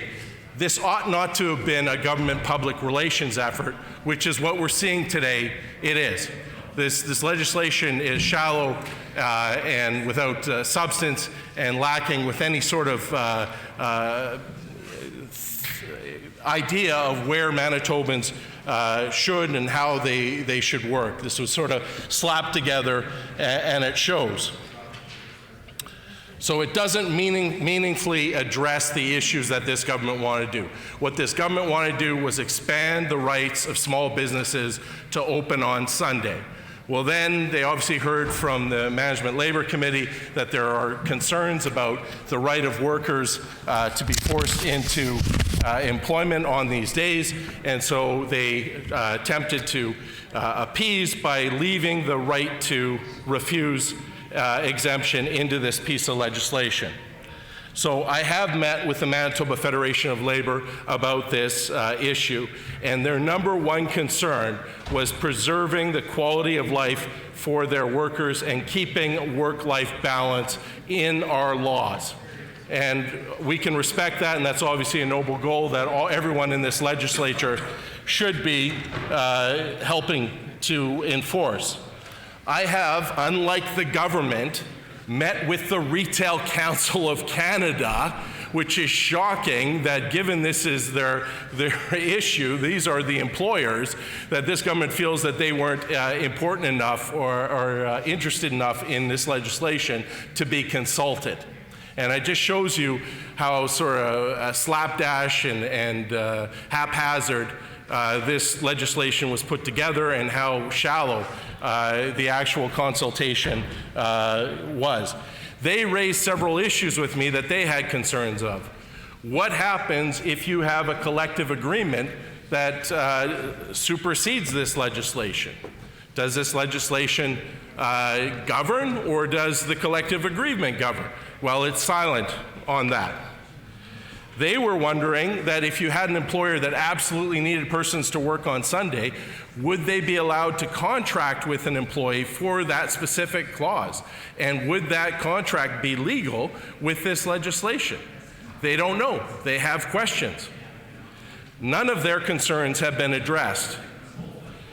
So the only holiday in this act is you have the right to refuse Remembrance Day. Only day of the week that you have in this legislation is the right to refuse Sunday. So getting back to Manitoba and how much it's changed over the last 30 years, we have had wonderful strength of our province, massive immigration, and the face and nature of Manitoba has been changed for the better. We are a much more diverse and vibrant community because of that. But we are no longer just a community of European immigrants and Indigenous First Nations. We have communities here that don't celebrate religious days on Sunday, that their day of rest, to use the minister's language, is something other than a Sunday. We have large Muslim populations that celebrate on Fridays. We have our Jewish population, amongst others, that celebrate on Saturdays. Why does this legislation only privilege Sunday? Why does it leave out a growing number of Manitobans who don't have their day of rest on Sundays? Likewise, if we are saying that you can refuse a holiday, why is Remembrance Day the only one that you can refuse? It is an exceptionally important holiday. I know everybody in this chamber are in their constituency at their local legion, but you also know that out of all those holidays that I've listed in the previous act, Remembrance Day probably is the one that has the smallest participation from Manitobans. And why is that one chosen over all other holidays that Manitobans recognize and observe? So modern Manitoba no longer looks like it did when we first had this debate 30 years ago, when these compromises were made. And we need to update this act, but how this act has been done is the wrong way to do it. So why are we saying that you have the right to refuse Sunday, but no other day of the week? This government needs to explain why they are privileging certain communities' day of rest over other communities' day of rest. Why do some communities get to have their cultural and religious days of rest recognized and others do not? So we haven't heard from this government why in a modern multicultural Manitoba some citizens are treated as second class and do not get to have their cultural or religious rights recognized in our law. Likewise, why is Remembrance Day the only holiday that's recognized? Why cannot you say, I refuse as a devout Christian to work on Christmas Day? Now, my background, I'm Ukrainian Orthodox heritage, and so I grew up very much experiencing what this government is now trying to entrench into law. I don't celebrate on December 24th and 25th. My family celebrates on January 6th and 7th, and we have always since I was a little child. I would be spending December 24th in a downtown pool hall with my Muslim friends because that holiday didn't have any sort of meaning to us. So I've experienced as a Manitoban firsthand what it's like when the laws of your province doesn't acknowledge or value your culture, your way of doing things, and sees the world very differently. And of course, as Manitobans, we had to change how we lived. Oftentimes on January 6th or 7th, I would be in school or I'd have to work, and this is my one of our high holy days, and we would be required to work or in school during that period of time because we did not have a right to refuse under those laws.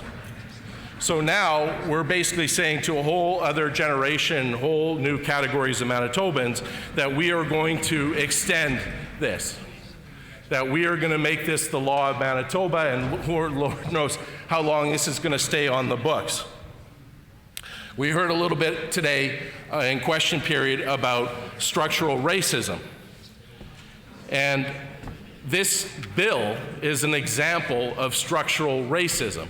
This is a way where you have, without thinking, a group of lawmakers who have a worldview and a culture that they subscribe to, and they are entrenching a law that suits them without being sensitive to the fact that many Manitobans don't live like they do, don't recognize certain days of rest as they do. And by doing that, we send a signal to that growing population of Manitobans that somehow their culture, their way of life, isn't worthy enough to recognize in law. That they don't get their day of rest, they have to work. And there's no acknowledgement in the law as to how incredibly unfair that does. Leaving aside in a modern Manitoba how uncomfortably troubling that message this government wants to send to Manitobans, it is generally about fairness and equality. It is about breathing life into multiculturalism. Do we actually believe in multiculturalism, or is it just something that we pay lip service to? This law pays lip service to multiculturalism, because a truly multicultural Manitoba would not have one-size-fits-all laws when it comes to cultural communities. It would be nuanced enough, it would be sophisticated enough to recognize that we have many days of rest, and that all days of rest are equal, and all days of rest are worthy of support in our laws. And one person's day of rest shouldn't be risen above in a legal status than somebody else's. And when we do that, we are entrenching systemic racism in our laws. And I appreciate this government was not intending to do that, but that is the result. That is the effect of what this law is going to do. We don't have to do that. We can amend this law. We can make it a better law. We can make this a law that's actually inclusive, that all Manitobans see themselves represented in this law. So, but it comes down to political will. And it comes down to this government wanting to do the right thing.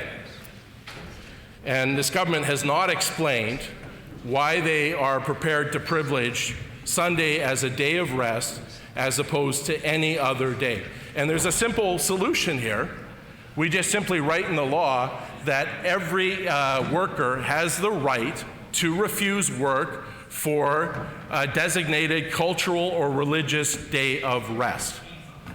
And in that sense, everybody is treated equal under our law. Nobody is discriminated against.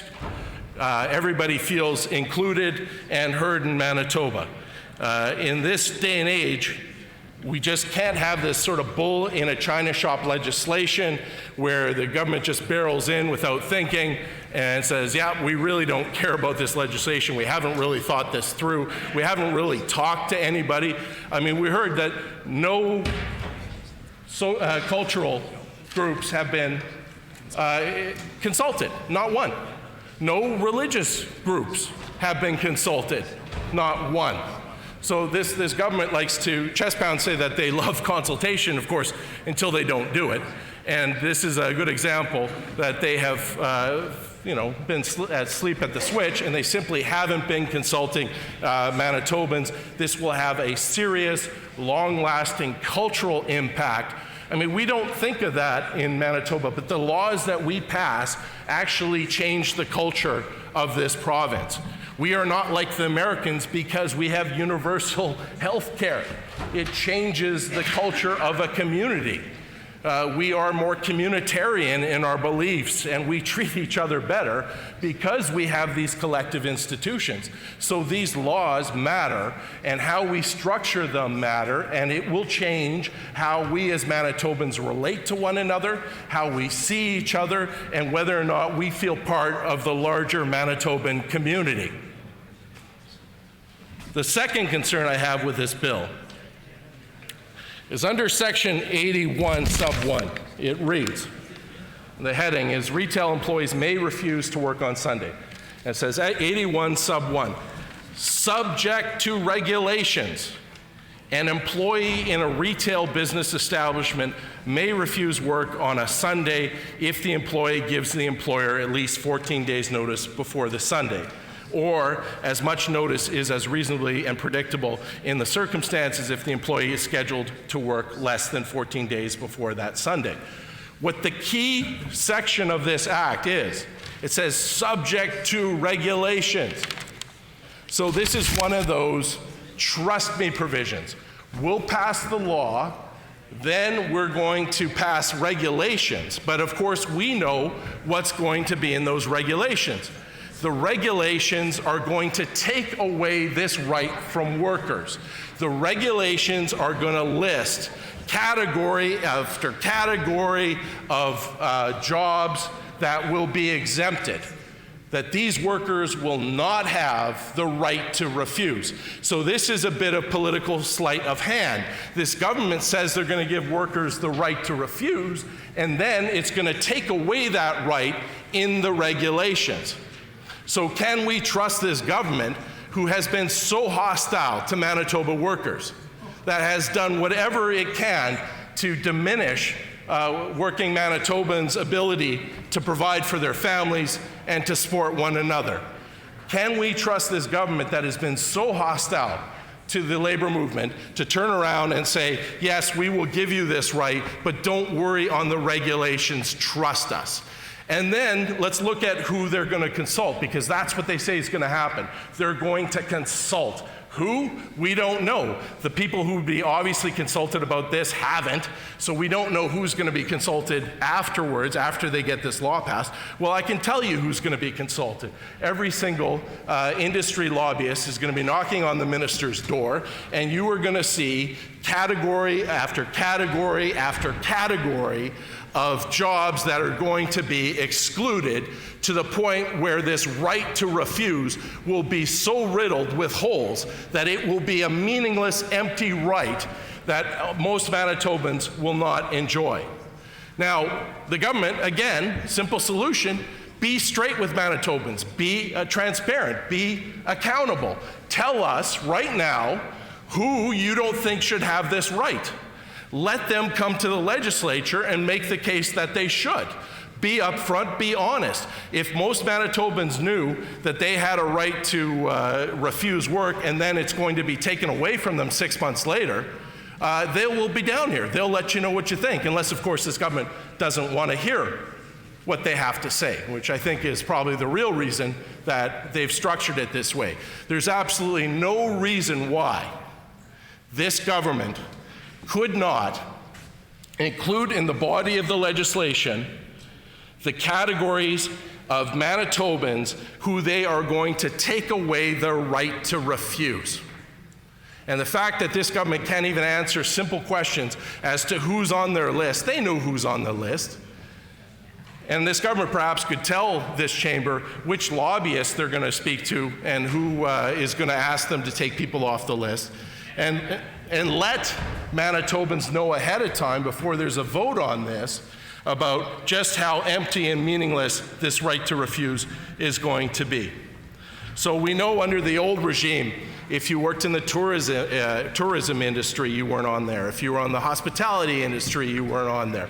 It doesn't take many exemptions, basically, to get rid of most people who could actually benefit this. So, now, why won't the government list what workers will be excluded? And where is the list? Why do we have to have that discussion later at some unknown time? Why not have it now? Why not have it part of whether or not this legislation actually should go forward? That is a huge piece of context that's missing to the Manitoban people. They have no idea what this legislation means when you haven't created the list of exemptions. How can anyone vote on a bill when they don't know who's been excluded from the bill? It is magical thinking to think that's somehow an appropriate, accountable way to move ahead with the government's business. So this isn't a law about workers' rights. This is a law expanding the business's ability to stay open on Sundays, and we shouldn't confuse that. Now, this law did need to update, but there's a way to do it.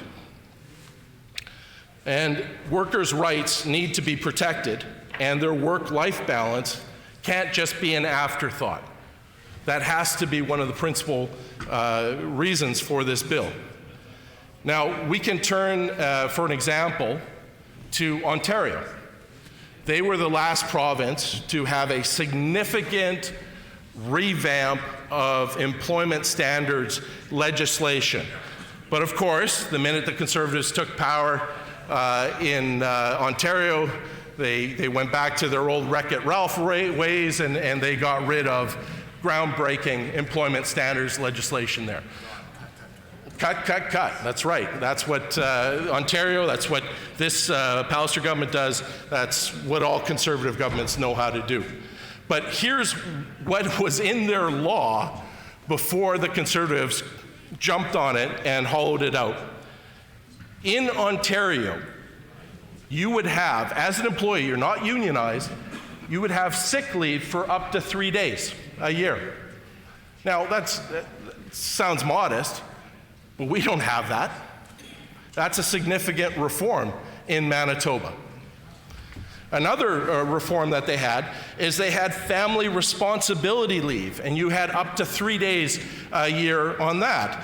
So if you were injured, if you were ill, if you had a medical emergency, if somebody in your family had those things happen to you, you could support your family. Of course, we don't have that in our legislation, and unfortunately Ontario, because the Conservatives, no longer has that anymore. They also had bereavement leave. If somebody in your immediate family had died, in Ontario, you would be allowed to take off work and had the right to refuse work there to go to a funeral. It is mind-boggling here in Manitoba in this day and age that we do not have the right to go to a funeral. And of course, you know, this government certainly could do those changes. They could do it in this legislation, but you got to be motivated. You have to be focused on making the life of Manitoba workers better, not simply trying to expand hours for a select number of small businesses. And then the key reform that they had in Ontario was the right to refuse work on a day you weren't scheduled. And that's key. What happens, and I'm not sure if anybody on the opposite side has ever had a real job, but if you did and you work retail, what would happen is every once in a while you're on your day off and your employer would call you into work on your day off, and on threat of firing, you would have to come in and you would lose your day off, you'd lose your time with your kids. So what Ontario did is you had a right to refuse work under those circumstances. So there are many different avenues that we can make this terrible piece of legislation better, something even more palatable. But the real issue here... The honourable member for Fort Garry.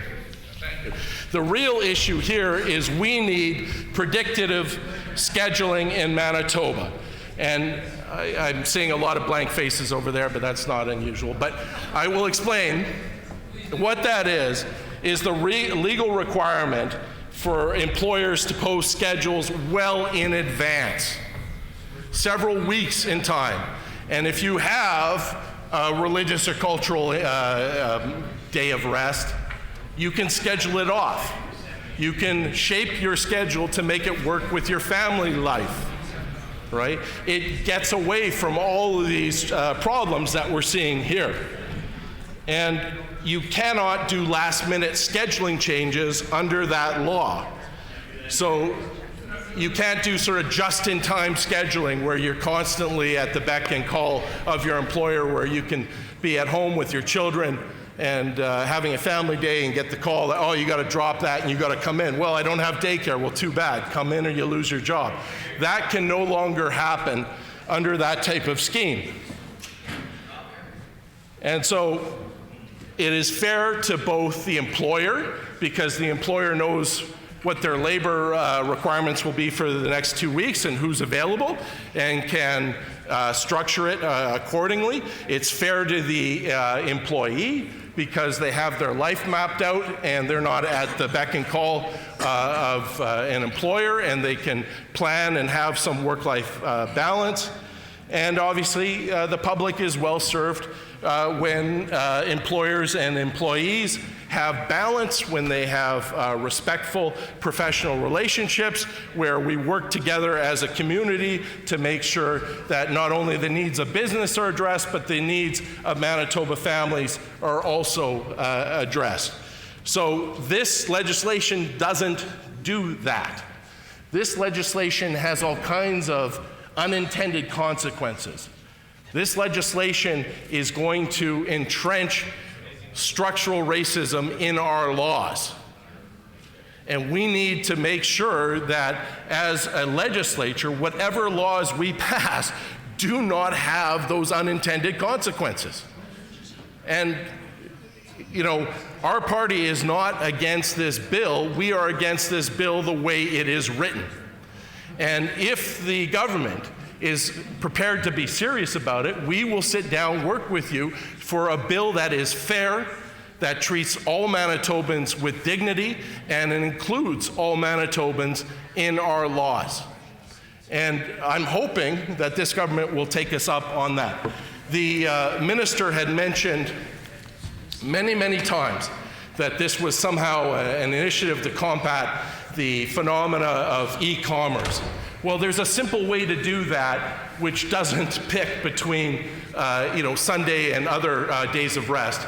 Let's have an e-commerce tax like Saskatchewan, like Quebec, where we make sure, well, and this is supported by the Retail Council of Canada, those socialists, you know them, they want to see this tax because it creates a level playing field. Why do conservatives not like level playing fields? Why do they believe in inequality so much? So this is about fairness. This is not about tapping somebody on the shoulder and say, we like your religion, we're going to give you a day of rest. We don't like your religion, we're not going to give you a day of rest. So I appreciate the time to speak on this bill. I hope that the government will not take a partisan approach here and work with us to draft a bill that everybody in this legislature can be very, very proud of, something that's groundbreaking that we can show off to the rest of this country. So I want to thank you very much for your non-attention. Thank you.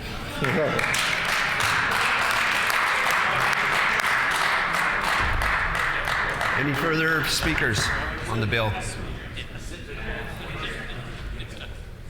The honourable member for Selkirk. Well, thank you, Mr. There we go. Thank you, Mr. Deputy Speaker. It is truly a privilege to rise in the House today and be given the opportunity to put some words on the record regarding Bill 2, the Retail Business Hours of Operation Act. But before I start, I'd like to welcome everyone back to the chamber. I trust you took the opportunity to reconnect with your constituents while the House was not sitting and are ready for the spring session, which will prove to be an action-packed and filled House in the next few days. There we go. Mr. Deputy Speaker, currently Manitoba has some of the most complex and convoluted retail business holiday closing legislation in all of the Canadian provinces.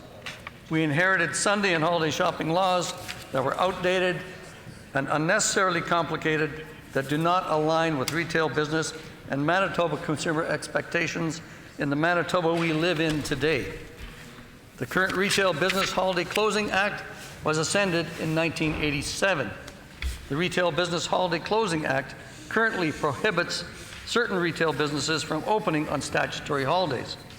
This act applies to all businesses with certain exceptions, including restaurants, pharmacies, laundromats, and businesses that operate with 4 or fewer employees. As for Sunday shopping, under the current law, retail businesses can only be open between 9 a.m. and 6 p.m.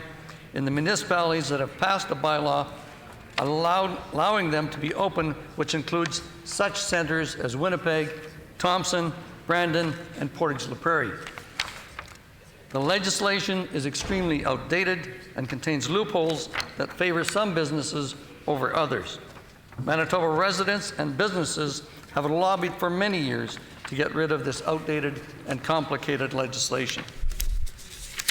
Manitobans support allowing businesses to set their own hours.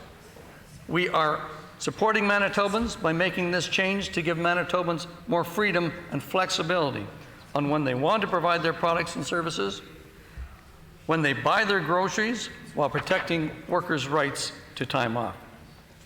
Mr. Deputy Speaker, in early 2019, the owner of a food fair in Winnipeg was fined $10,000 after he opened his store on Good Friday. The owner again opened his store on Canada Day. This ignited a flurry of media attention and online comments around Sunday and statutory holiday, shopping hours, and just who could and could not be open. Online supporters for change stated, since the introduction of this act, our culture and values have changed over time. Laws and regulations, in theory, represent the common beliefs of the population in a democratic society. Supporters believe that societal beliefs have changed over time, and therefore the laws and regulations must be adapted to reflect this. Supporters were quick to point out the inconsistencies in the current legislation, noting food fare, where groceries are bought, received a $10,000 fine for opening on a statutory holiday, yet on the same day, liquor stores, casinos, cannabis retailers, restaurants, and pharmacies, that I might add also sell groceries, were permitted to be open. It is clear to see the current act is one of the most convoluted and unnecessary laws regulating retail trade in our province. This legislation was apparently enacted to ensure all Manitoba workers have a day off on Sundays and statutory holidays to spend time with family and friends. As worded and enforced, the current law is unnecessarily complicated. It contains entangled and unnecessary rules and exemptions that, for some unknown arbitrary reasoning, dictate which retail outlets may be open, while similar competing retail outlets must remain closed. The list of who can and cannot be open on Sundays and statutory holidays is extremely long and lacks consistency. The sheer number of exemptions and restrictions in the legislation defeats the intent of the legislation by allowing many retail outlets right now, such as gas stations, liquor marts, corner stores, pharmacies, and restaurants, to remain open. This results in their employees not being guaranteed the same day of rest as other employees are guaranteed. Mr. Deputy Speaker, it's time to fix this problem. Our government promised to lift the restrictions on Sunday and holiday shopping. We promised during the 2019 election and reiterated as part of our 100-day action plan, we will eliminate provincial Sunday and holiday shopping restrictions. I've had the opportunity to speak to store owners throughout Manitoba regarding their thoughts surrounding this new approach to Sunday and holiday shopping. Most had the same comments, welcoming the idea of lifting the restrictions. Many stated they thought it was currently unfair to have to be closed when others had the opportunity to be open. Most felt the decision to be open or closed in these time periods should be left to the business owners and their employees. Many pointed out to the inconsistencies on statutory holidays that allowed stores to be open on Louis Day and Thanksgiving Day with limited hours. Mr. Deputy Speaker, I also spoke to Manitoba shoppers who are also workers in Manitoba. The majority of those I spoke to thought they should have the opportunity to shop for goods and services on Sundays and statutory holidays. Some stated that this was their only opportunity to shop. They found it confusing that stores were open on some statutory holidays but closed on others. Shoppers also found the different stores' opening hours confusing on these days. Mr. Deputy Speaker, currently retail business hours and days of operation are subject to provincial legislation. Passage of this bill will give local governments authority over these matters. In short, once these amendments are passed, It will be up to each municipality to determine the rules for retail store hours in their municipalities. With the passing of this bill, the time period within which a municipality may allow retail businesses with more than 4 workers to be open on Sundays and holidays will be expanded. We recognize that some municipalities might want to keep shopping restrictions. That's why we will give municipalities authority to regulate retail businesses within their jurisdiction through a bylaw. A municipality will have the power to pass a bylaw that will allow their retailers to be open for up to 9 hours between 9 a.m. and 6 p.m. on Sundays and statutory holidays. Even if a municipality has a bylaw in place, each business owner will still be able to decide if they will be open or closed. And it's important to point out that this new bill continues to protect the rights of the employees. Workers will continue to have the right to refuse to work on those days. We continue to support workers' rights by allowing workers to maintain family time on Sundays and statutory holidays. Workers cannot be terminated nor discriminated against for refusing to work on those days. And if an employee is terminated or discriminated against, an order of compensation or reinstatement may be granted, as per the Manitoba Labour Standards Board. In short, once these amendments are passed, it will be up to each municipality to determine the rules for retail store hours. Manitoba residents and businesses have lobbied for many years to get rid of this outdated, complicated legislation. We recognize the current legislation is extremely outdated and contains loopholes that favor some businesses over others. Manitobans support allowing businesses to set their own hours. The current complex rules create a two-tiered and unfair system in Manitoba. For example, restaurants, casinos, liquor and cannabis stores are not subject to the same restrictions as other retail businesses in Manitoba. Pharmacies are allowed to sell groceries on holidays, but grocery stores are not. You can purchase milk, bread, chips, and fruit in a pharmacy or convenience store, but not from your local grocery store. Gardening supplies can be sold on holidays, but power tools cannot. It is long past time to get rid of this outdated system. It is time we leveled the playing field for our local retailers so they have the opportunity to compete against 24/7 online retailers and retailers in other provinces with less restrictive rules. Passage of Bill 2 fits with our government's promise of reducing red tape by removing approximately 40 regulatory requirements and approximately $42 million in administrative burden. Mr. Deputy Speaker, currently Manitoba is the only Western province that restricts retail business from operating on Sundays and holidays. Repealing the RHBCA will eliminate the restrictions on holiday and Sunday shopping hours, thus providing a level playing field among retail businesses and will align Manitoba with the Western provinces. Additionally, this bill will repeal the Shops Regulations Act, which sets out a variety of antiquated rules allowing municipalities to pass bylaws to restrict shopping hours where no bylaw exists under the authority of this act.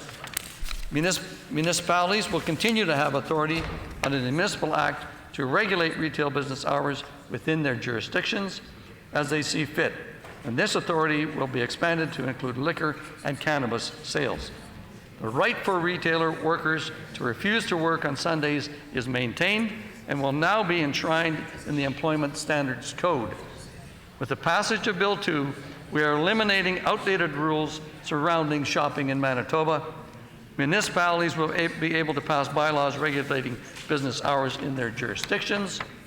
Retail business owners will be permitted to decide if they will remain open or closed on statutory holidays. Employees within these businesses will have the choice to work or observe the holiday. And finally, Manitobans will have the freedom to choose when and where they wish to shop. Thank you, Mr. Deputy Speaker.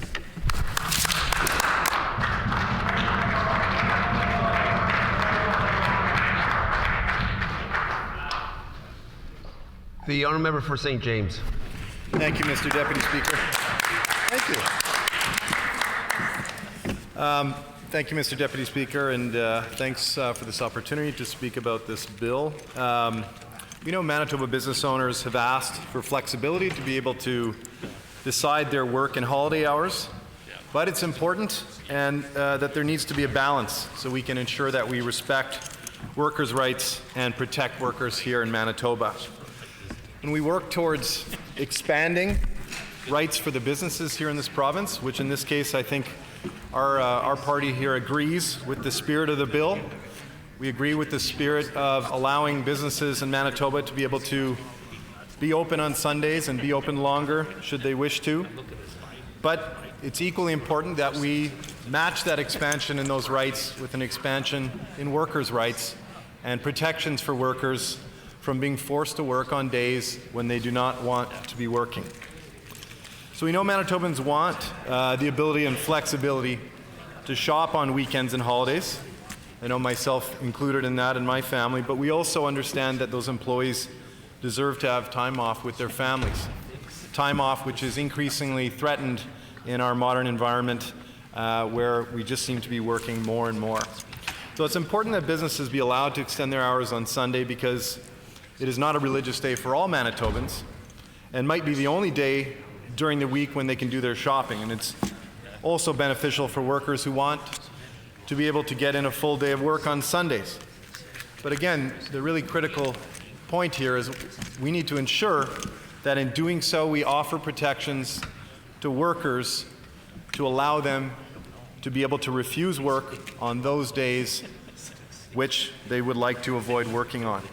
So you could say employees in various sectors want the freedom to refuse to work on other holidays, statutory or religious, and not only on Sundays or Remembrance Day.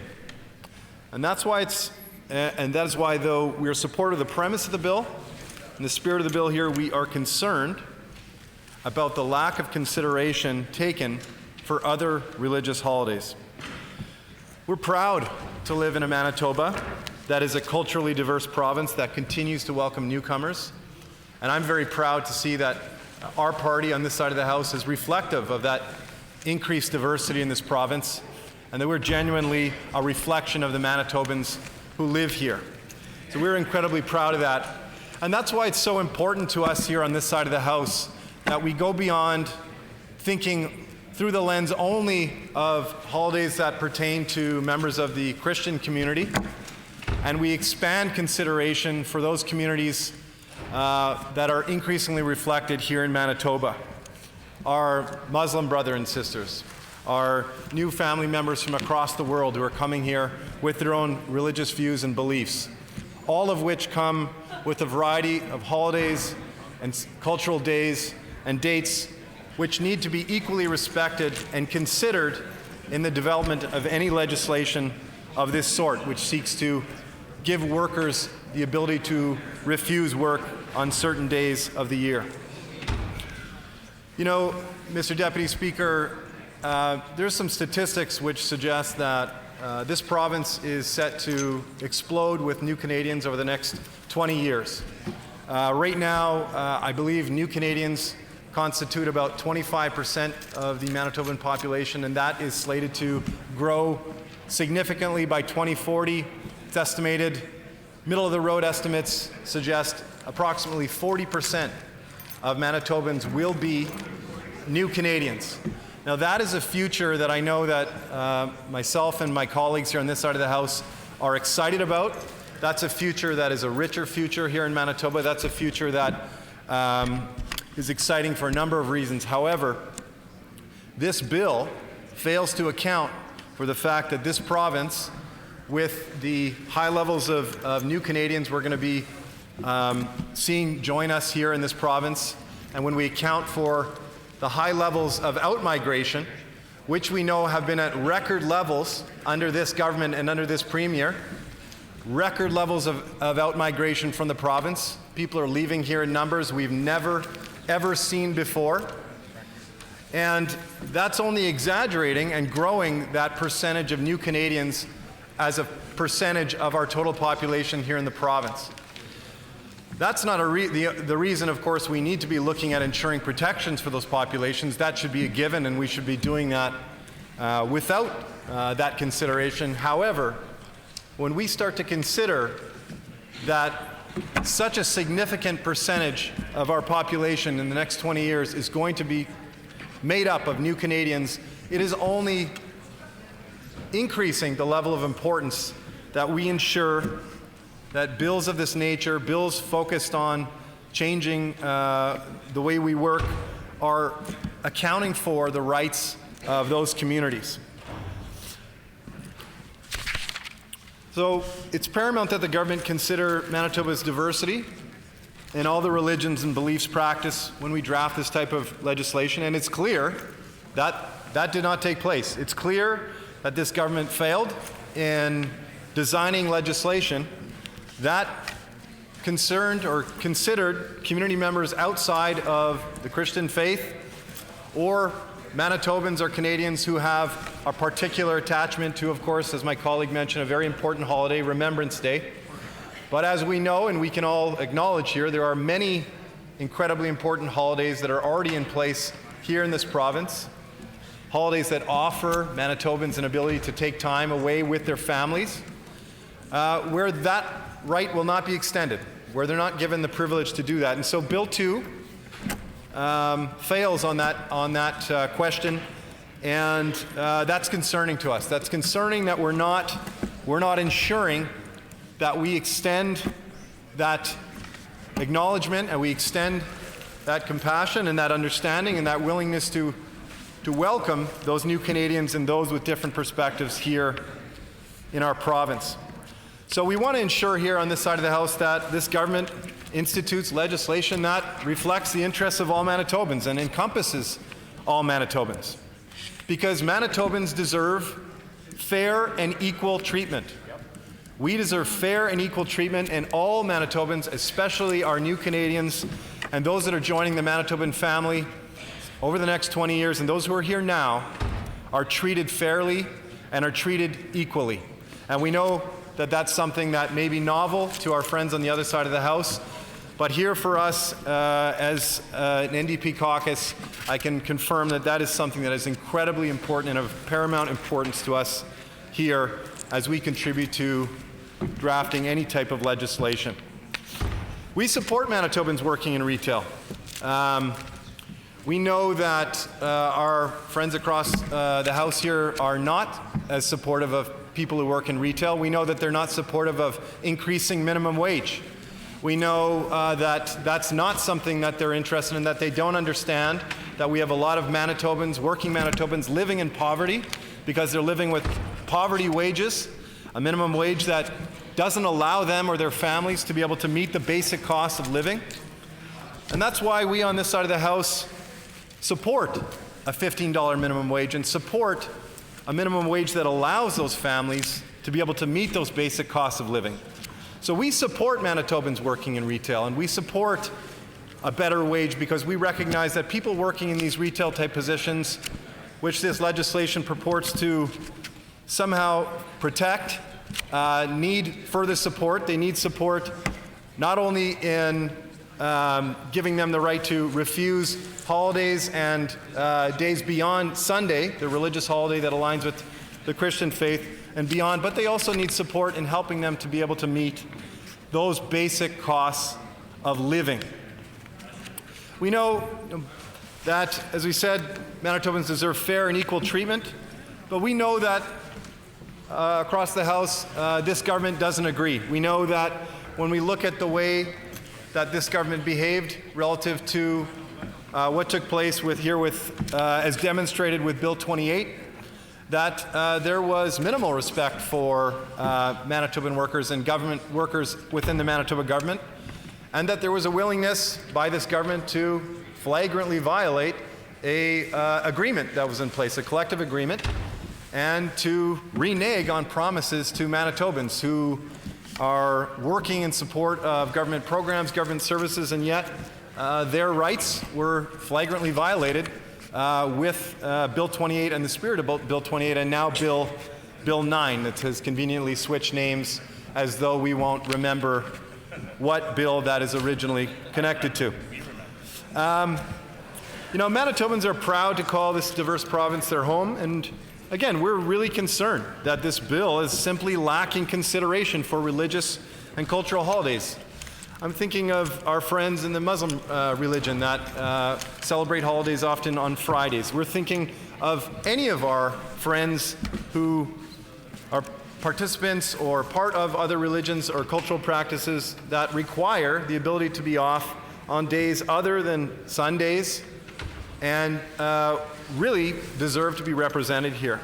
You know, the Manitoba Human Rights Commission Board of Commissioners policy developed a policy outlining the definition of religion or creed, and their site, it states that under the Human Rights Code, religion or creed encompass beliefs are freely, deeply, and sincerely held, integrally linked to a person's identity, based in a comprehensive and particular system of beliefs that addresses questions of human existence or the divine, consisting of a set of practices and activities that govern a person's conduct, and including an association to an organization or community that shares the belief system. So that's from the Manitoba Human Rights Commission Board of Commissioners policy. So given these definitions, Bill 2 does not take into account the third point under the description of religion and creed. That is, religion encompasses beliefs that consist of a set of practices and activities that govern a person's conduct. So if an individual has a day set apart to practice their religious beliefs, they should be awarded, can I get some more water? The right to refuse work on days other than Sunday or Remembrance Day alone. Why is it that the Conservative Party refuses to acknowledge that there are religions other than Christian religions operating in the province of Manitoba? Why is it that they refuse to acknowledge that we have brothers and sisters from around this planet that have made Manitoba their home, that deserve to be represented in legislation that's passed in this House? Why is it that this government has failed to account for their interests? Muslims observe Friday as a holy day, and Christians who observe Saturday as a holy day aren't protected with this legislation. What's going to happen for that worker who is coming from a Muslim background, who's seeking to take a Friday as a holy day?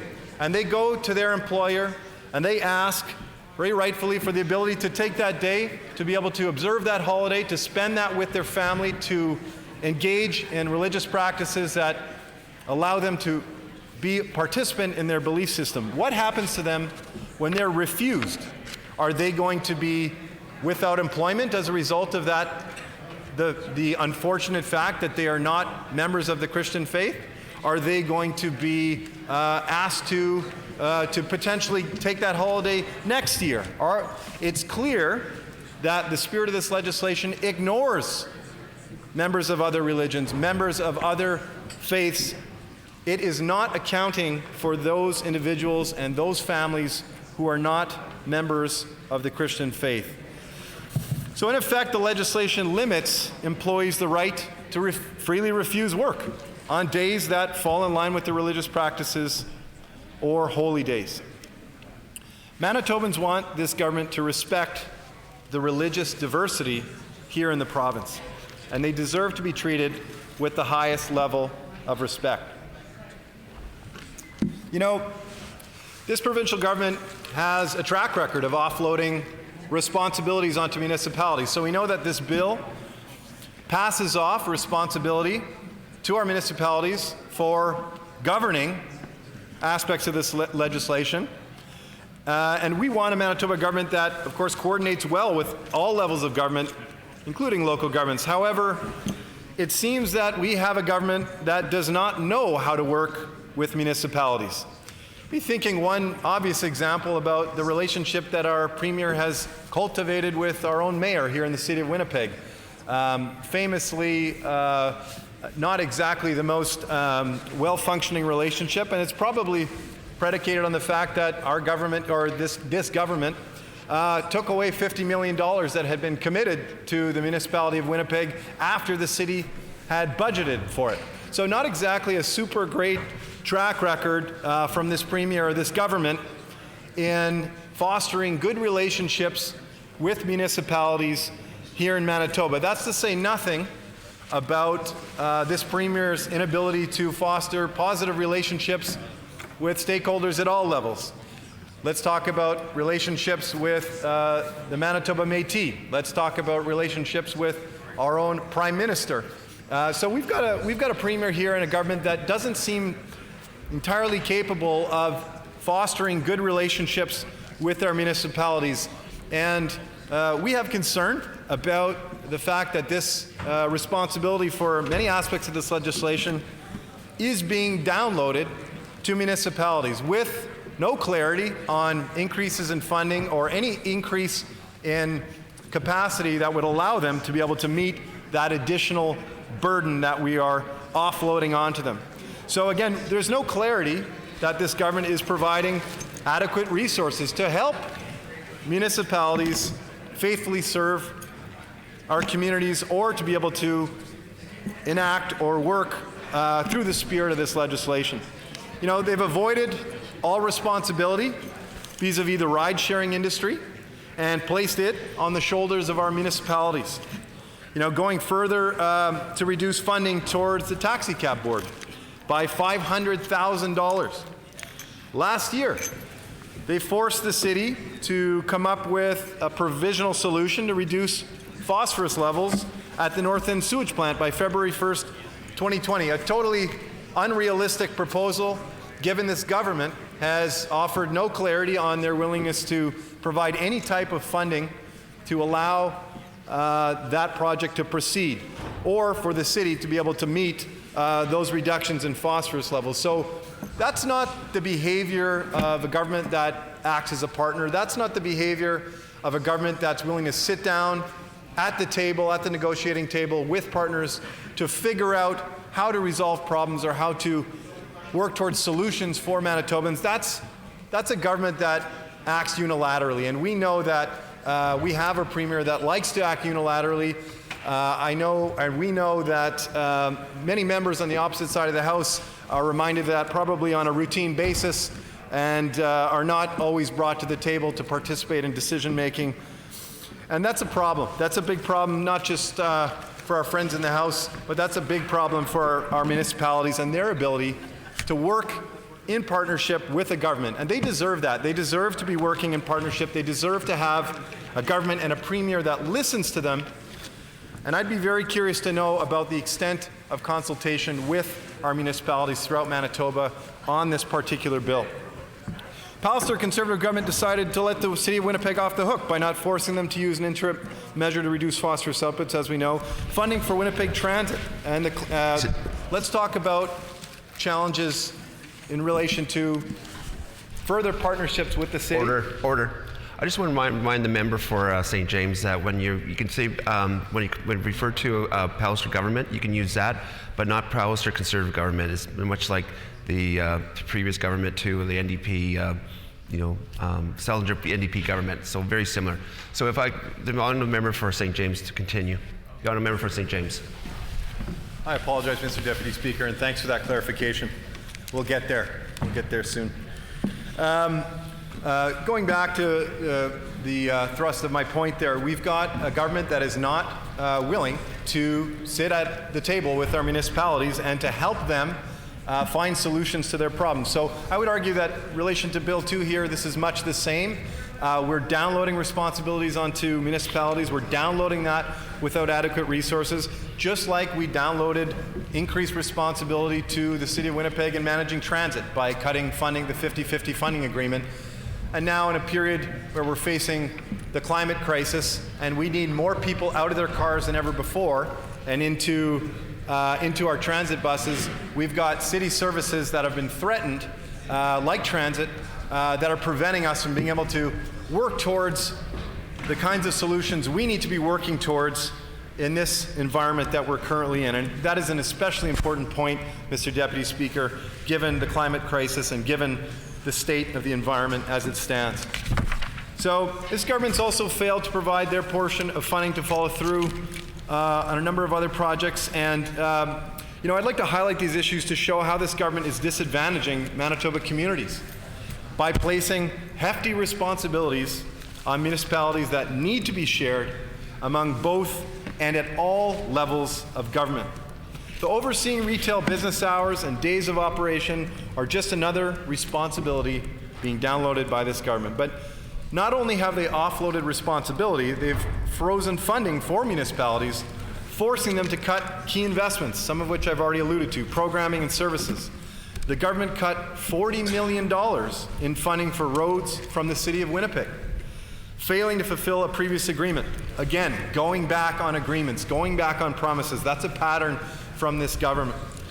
Because of the cuts, the city was forced to cancel all residential road work.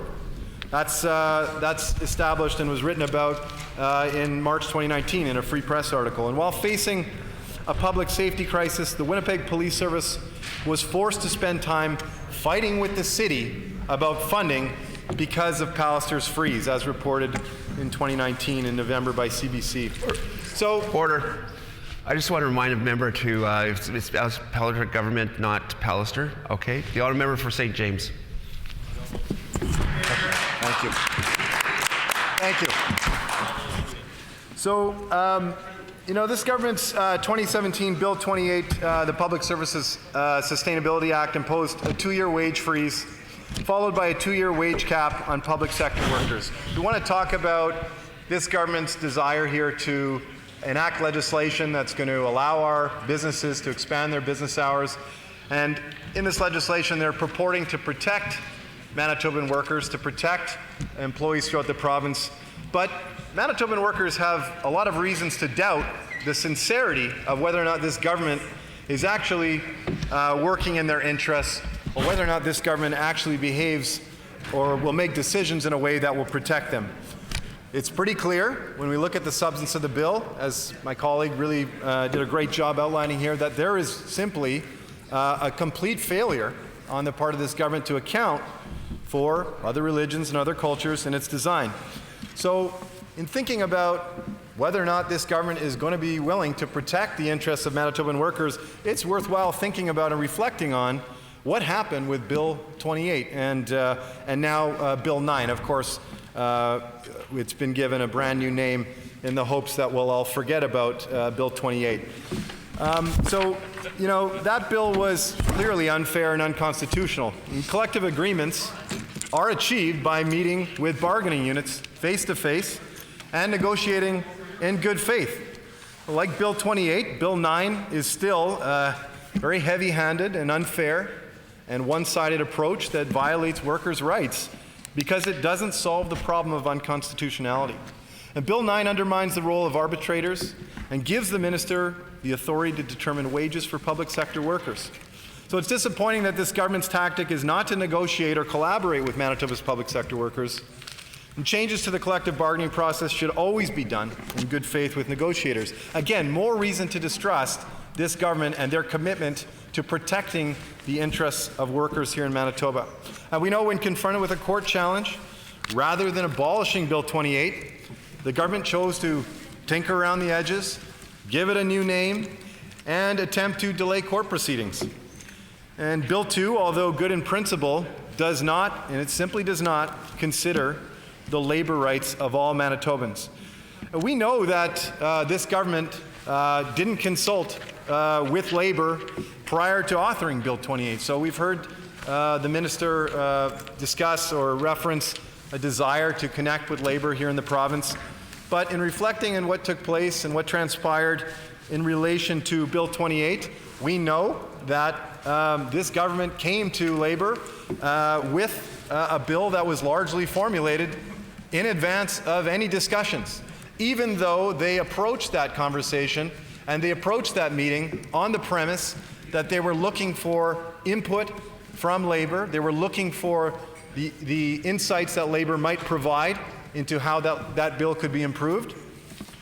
We know that that bill was already developed and that cake was baked, and that ultimately that was not a genuine meeting or a genuine attempt to obtain the insights or perspective of labor. So why should we believe that this government is going to do the same thing, or that they're going to proceed with engaging labor to understand how this bill could be improved and how we can ensure that Manitoban workers and their interests are protected? So this government's previous attack on labor and their ruthless cuts to the important frontline services that Manitobans rely on is concerning. It's very concerning to us on this side of the House, and it's concerning to Manitobans and Manitoban families. Premier is focused only on cuts, and he does not understand the consequences of cutting health care and education, and that's clear. We've seen that. We see it every day when we're here in the House. We understand that there's just a disconnectedness between this government and Manitobans. His vision for Manitoba is hurting Manitobans, and it's hurting Manitoban families. Pallister's government this government has always had the wrong priorities. They aren't concerned about protecting workers. They're not concerned with protecting people from religious minorities. They are only concerned with protecting themselves. And so, you know, thinking about the scope of this bill and some of the concerns with it, I'd say that we also have concerns with the fact that this bill doesn't provide any further protections to workers in giving them or offering them guarantees of scheduling, in giving them the ability to know weeks in advance when they're going to be working. So in addition to concerns about not protecting workers and their ability to refuse work on cultural or religious holidays that aren't reflected within the Christian religion, there's also serious concerns about the failure of this bill to address certainty for workers. So it's nice for us to be able to talk about offering some protection around allowing workers to refuse work on Sundays, even though they're required to give a full 2 weeks in advance of that. But it's also clear that this bill doesn't go far enough. It doesn't go far enough in protecting the rights of workers to ensure that they can plan with their families, that they can know with certain when they're going to be working weeks in advance. And many of us know, and again, we maybe have reason to doubt that many folks on the other side of the House have had retail jobs or have worked real jobs throughout the course of their lives. But over here, many of us have had those regular jobs, and we know that within retail, within a lot of sectors, especially within sales here in this province, it's difficult. It's difficult to work, to be able to know with certainty what your life will look like. And that's an important consideration that has definitely not been reflected here in this bill. And so I would argue that it's important that in thinking about how we craft a bill and how we consider protections that are offered to employees through a bill such as Bill 2, that we account for that concern and that we think about how we can go further in protecting the rights of workers and ensuring that they can have more clarity on when they'll be working for a period of at least 2 weeks in advance. And that's important because that helps Manitobans be able to strike a better work-life balance. And again, that's something that's very important to us on this side of the House. And, you know, finally, I'd like to just close by saying, I think that at the end of the day, the most important thing that we need to emphasize here is that we need to be crafting legislation that reflects all Manitobans, that doesn't just reflect a few of us, that doesn't just reflect one particular cultural group, but that reflects the backgrounds, the beliefs, the religions of all Manitobans. And we cannot emphasize the importance of that enough. This bill fails on that account. It's a travesty that that has not been considered in the development of this bill, and we have serious concerns about the potential impact of regulations beyond those concerns and how those the ability to just enact regulations may further undercut some of the proposed protections that are in this bill for workers, and that's a real concern. Thank you very much, Mr. Deputy Speaker. Appreciate the time.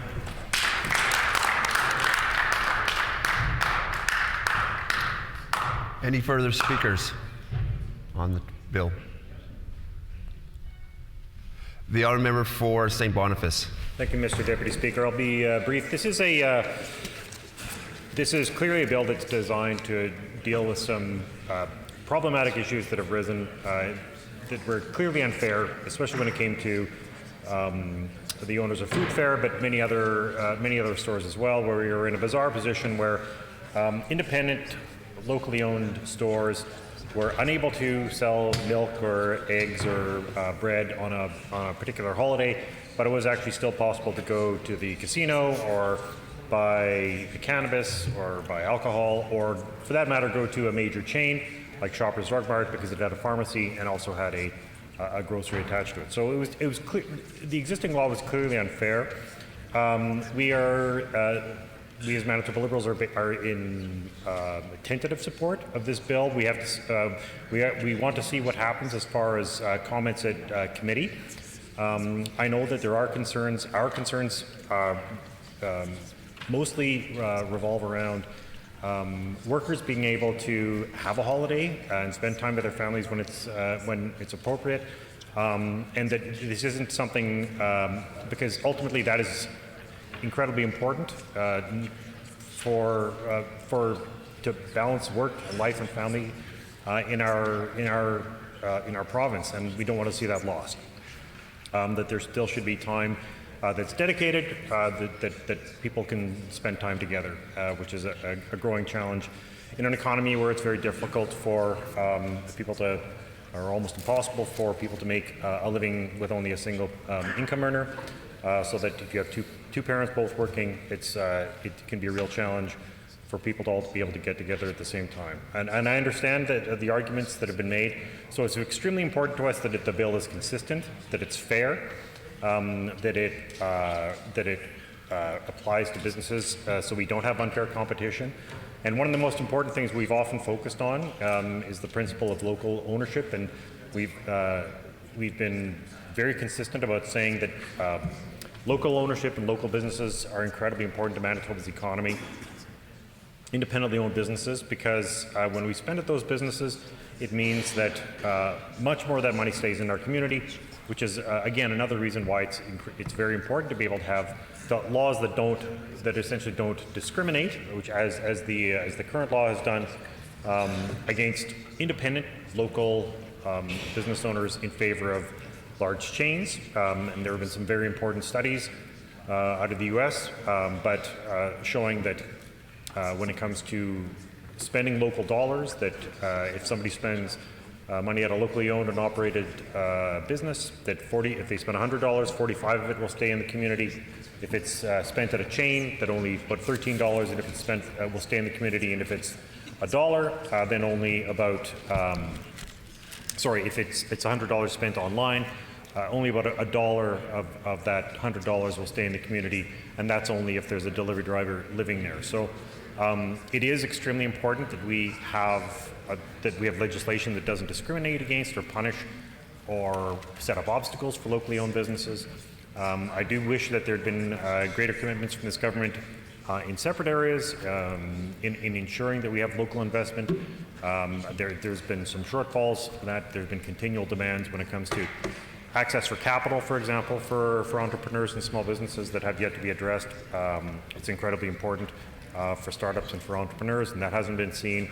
And in fact, that there needs to be a greater focus on local procurement, but that also seems to be something that this government has not been interested in, which is really unfortunate, because many other provinces have procurement policies that are designed to make sure that local companies are on a level playing field in being able to compete for government business. So again, we are.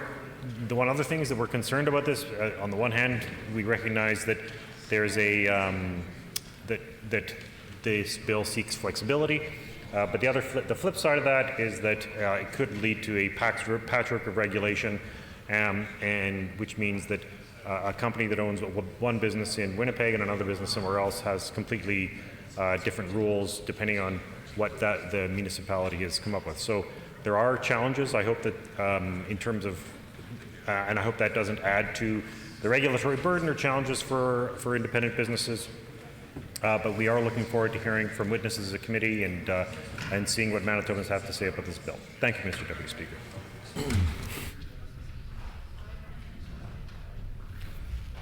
The honourable member for St. Patel.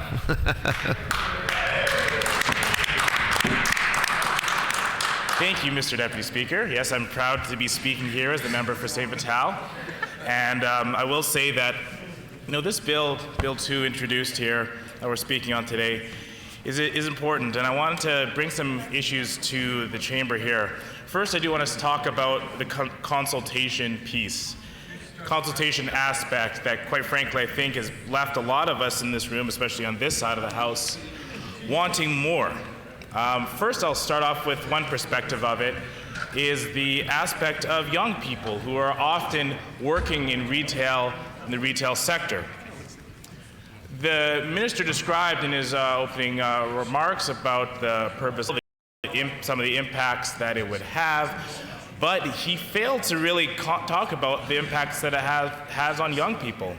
The ability to, whether it's refusing work, whether the impact of the change to refusing work on Sundays and holidays might actually have an increase on whether there's a change in full-time versus part-time working hours that retailers might be offering. And oftentimes it's the people with the least seniority who get the shift and feel the worst effect of this. This might have a negative effect on our young people who are entering the labor market, working retail, trying to work their way up, trying to get some experience. Now, these young people, were they consulted for this when this bill was drafted? We asked the minister about the consultation plan. I didn't think he mentioned any young people at all. And I think that goes to show the perspective that this bill was actually created with, not thinking about all the impacts, not thinking about all Manitobans. I think about back when I was a young person, a younger person than I am today, and when I started entering into the labor market and the types of job that I had. I was fortunate to have a job that had regular hours of work. I knew exactly my schedule for the next week, the next month. I could plan my life, plan my work-life balance around it.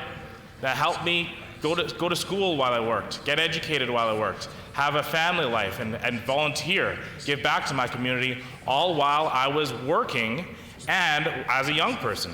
Because the employer that I worked for actually thought about having a schedule that allowed me to have more than just the work as the primary focus of my life.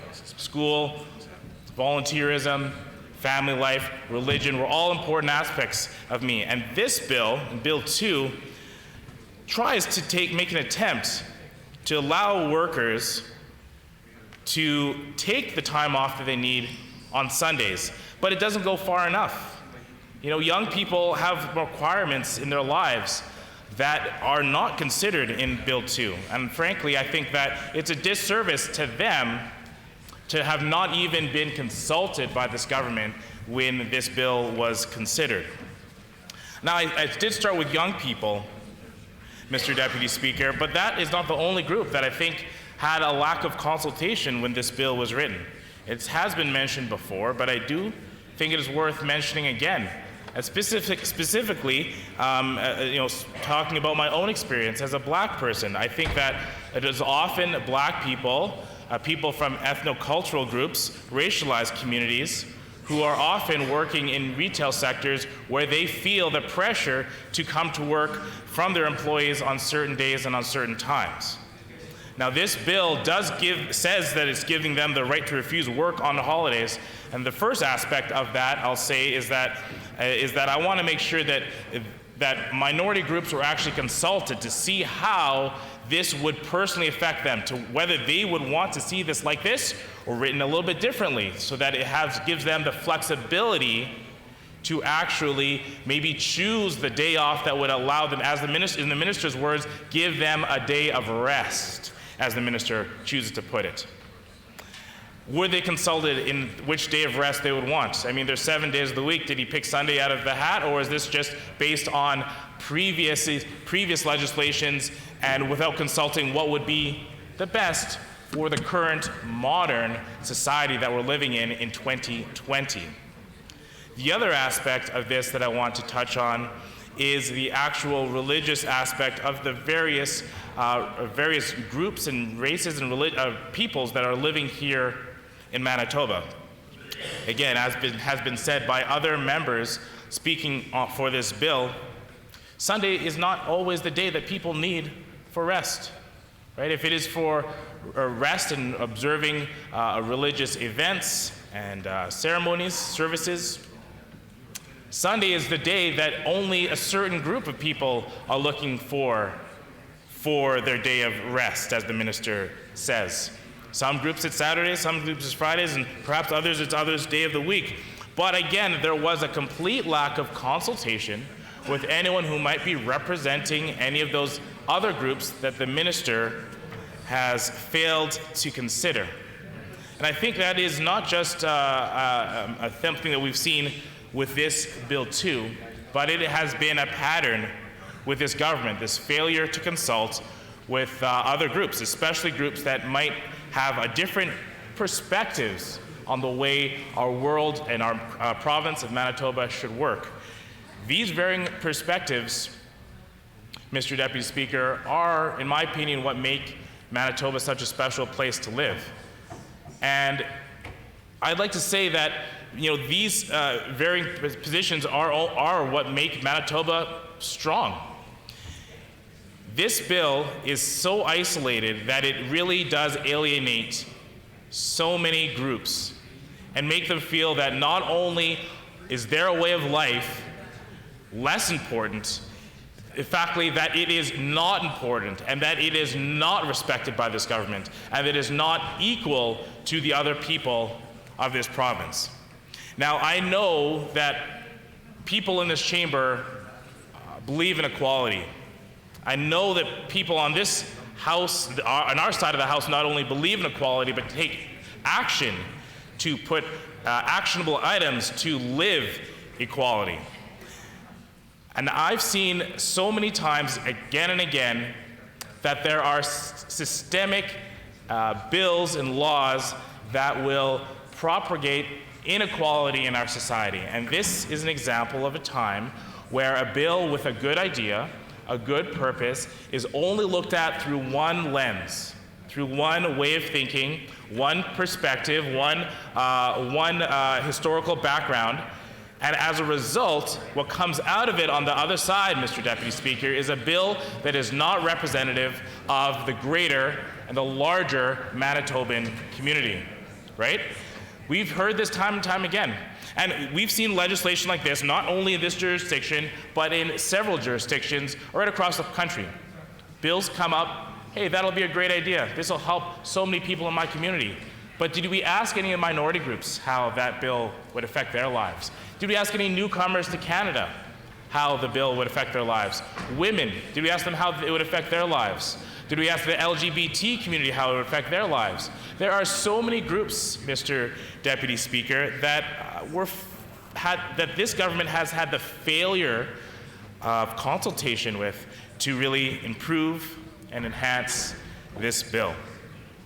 Now, I do want to address one of the specifics in the bill, was that it specifically mentioned Remembrance Day as the day that would be given off, the holiday that workers would have the right to refuse. And while we all acknowledge that Remembrance Day is a very important day for us to acknowledge and remember the events, I do think that it is also important that we take a broader scope and really determine whether that is the only day for which this bill should recognize as a holiday where workers would have the right to refuse to work. There are numerous days, such as Le Riel Day, Good Friday, that just come to mind right now, where workers may have should have just an equal right to refuse work.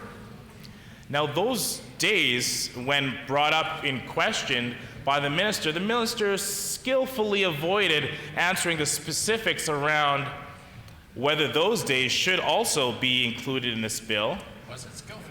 Was it skillful is a question. And, I think that it was maybe a purposeful avoidance of that, because I don't think that those other days and various other holidays, whether they're statutory right now or whether they're religious days observed by some religions, or even in the purview of the minister when this bill was drafted, they weren't considerations. Again, it goes to this theme of not considering aspects and not considering the way of life of other people of Manitoba that might be slightly different or vastly different than what the minister sees and lives every day in his own life. The next aspect I would like to talk about in regards to Bill 2 is the portion of giving local governments, RMs, municipalities, the authority over retail business hours of the day. Now, the issue with this, again, I'll touch back on a couple of lenses. First, I'll go back to the consultation, as I was previously speaking about, the consultation with our local municipalities, and were they consulted with this bill and the impacts that it directly would have on their jurisdictions. Now, I live here in the city of Winnipeg, and this chamber is in Winnipeg, but the various municipalities across our province will be affected by this. Now, did the minister consult with Selkirk? Did the minister consult with Steinbach? Did the minister consult with Brandon? When asked about the municipalities, when the minister asked about municipalities, did he name any of them? Maybe he needs the map to see some of the municipalities that he should consult with. Order. Because quite frankly, the municipalities are the ones who are affected by this bill. And I think that they should have had their opportunity to have the say. Thompson's a great place to consult with. Did the minister travel to Thompson to consult with them? Quite frankly. And I think that would be a novel approach, a quite novel approach to see how the bill... Order. How about you? Order. The honourable member for St. Patel. Thank you, Mr. Deputy Speaker. I enjoy a lively time here to speak, and I thank you for the opportunity to continue speaking on Bill 2. Back to my point about consultation, municipalities do have bear a large portion of the responsibility on this bill. Now, like I said, they should be responsible, the government should be responsible for consulting with municipalities, but, this also goes to a little bit to the thought of, why the government is really looking at putting this down on municipalities, passing the buck to allow municipalities to go and do this on their own. And if they know, what's best, as the minister was describing earlier, then why pass on the buck? Why pass the buck? I mean, they've passed the buck on so many items, on so many topics. When it comes to climate change, they've passed the buck, Mr. Deputy Speaker. When it comes to education, they've passed the buck. When it comes to healthcare, they've passed the buck. And this is just another trend of the government looking at other jurisdictions to do their work for them instead of taking on an issue and tackling it themselves. Mr. Deputy Speaker, when we look at this issue, we look at this from a variety of lenses, and I think on so many of them we've seen the government fail when it comes to this bill. They don't have the right track record of actually delivering on these things and actually working with labor. The minister has claimed that he's consulted with labor groups, but when it comes to working with labor, they really have quite a terrible record. This Palliser government's track record on labor is extremely important when we're discussing these future changes, because we don't always want to be looking at bills or legislation of the past to determine how we should be talking about the future. We need to be looking and having a forward-thinking approach as it comes to discussing this bill. And when it comes to labor rights, we know that past legislation that has been introduced has had workers negatively impacted, and they've been compromised when it comes to their worker rights as a result of previous bills that this government has put forward. I suggest that they shouldn't be looking to their previous legislation to come up with to guide themselves on Bill 2. They should be looking at forward-thinking, positive ways to not only help the businesses in our community, but to help workers' rights and ensure that all workers, regardless of their race, regardless of their age, all workers or gender have the ability to work safely and have that opportunity, as the minister says, to have a day of rest. Now, the aspect I do want to talk about in regards to Bill 2 is the scope of Bill 2. Now, this bill has been introduced as a way to give workers in the retail sector, a day off on Sundays or on holidays. Now, I suggest that if this is the approach that the minister wants to take, that he says is beneficial in the retail sector, why is it only limited to the retail sector, right? And the way we're looking at it, don't other industries deserve that same day of rest, as the minister has stated? So why is it limited here? The minister has failed to answer this question as to its limitations in this bill and why this bill was drafted to have such a limited scope, to affect such a limited industry and a limited people who might want Sundays as their day of rest. The other aspect is, as I mentioned, having a forward-thinking approach to this bill is that if we're going to be looking at controlling the way employers can schedule their employees on Sundays or on holidays, then why not actually give the Manitoban workers a more forward-thinking, a more progressive way that they can control their work and life balance? And what that would be is to have, as our some of our members on our side have mentioned, is to have that ability for employers to tell their employees well in advance the dates and the times that they should be working. Why not have a legislation as part of this bill too could spell out that employers would have to give 3 weeks notice so that their employees, their workers, can plan events around their working schedule. Not only would this allow employers to adequately schedule their work time and so that work can be completed and our economy can move along, but it would also allow employees and workers to balance the various tasks that they have to do outside of their working hours. Spend time with their family and balance time at home. To help with volunteerism and work that they're doing around our community that benefits so many other peoples. Get educated and go back to school. As we know, many people who work within the retail sector are doing so as a means to an end, to go on to other career paths later in their life. Having a schedule that would be set out in front of them for employees to know when they would be scheduled will allow them to better factor in things like education into their life. Now, this has an impact, like I said, on education in their life. This makes it harder for people working retail and going to post-secondary institutions.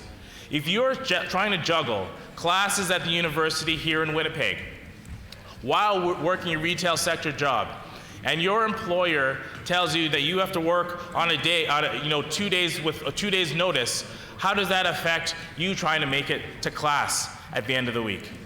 Now, this bill doesn't address that because I think they've taken such a small and narrow scope and focus with this, it's completely left sections of our economy, sections of people in our community out. And again, it's because of the lack of consultation, the singular view of how this bill should operate without taking a larger look and a larger scope and having a larger lens on the impacts that not only this would have, but the impacts of not introducing a bill that would help more workers. And again, I've been working as a critic for post-secondary education. I've been looking a lot at the impacts of our economy on the universities and on these institutions in our province. I've heard first-hand stories from students in our post-secondary who are looking to get scholarships from their grades at university. The challenge they face, Mr. Deputy Speaker, the challenge is that they spend the time in class and studying to try to get that higher grade so that they can get the scholarship so that they can afford to pay for their next year of tuition. But in order to afford this year's tuition, they're forced to work retail jobs. And because they're forced to work those retail jobs, unpredictable many times with their scheduling, They don't have the additional time needed to spend in classroom studying and being able to achieve the grades to earn that scholarship in the first place that they were shooting for, Mr. Deputy Speaker.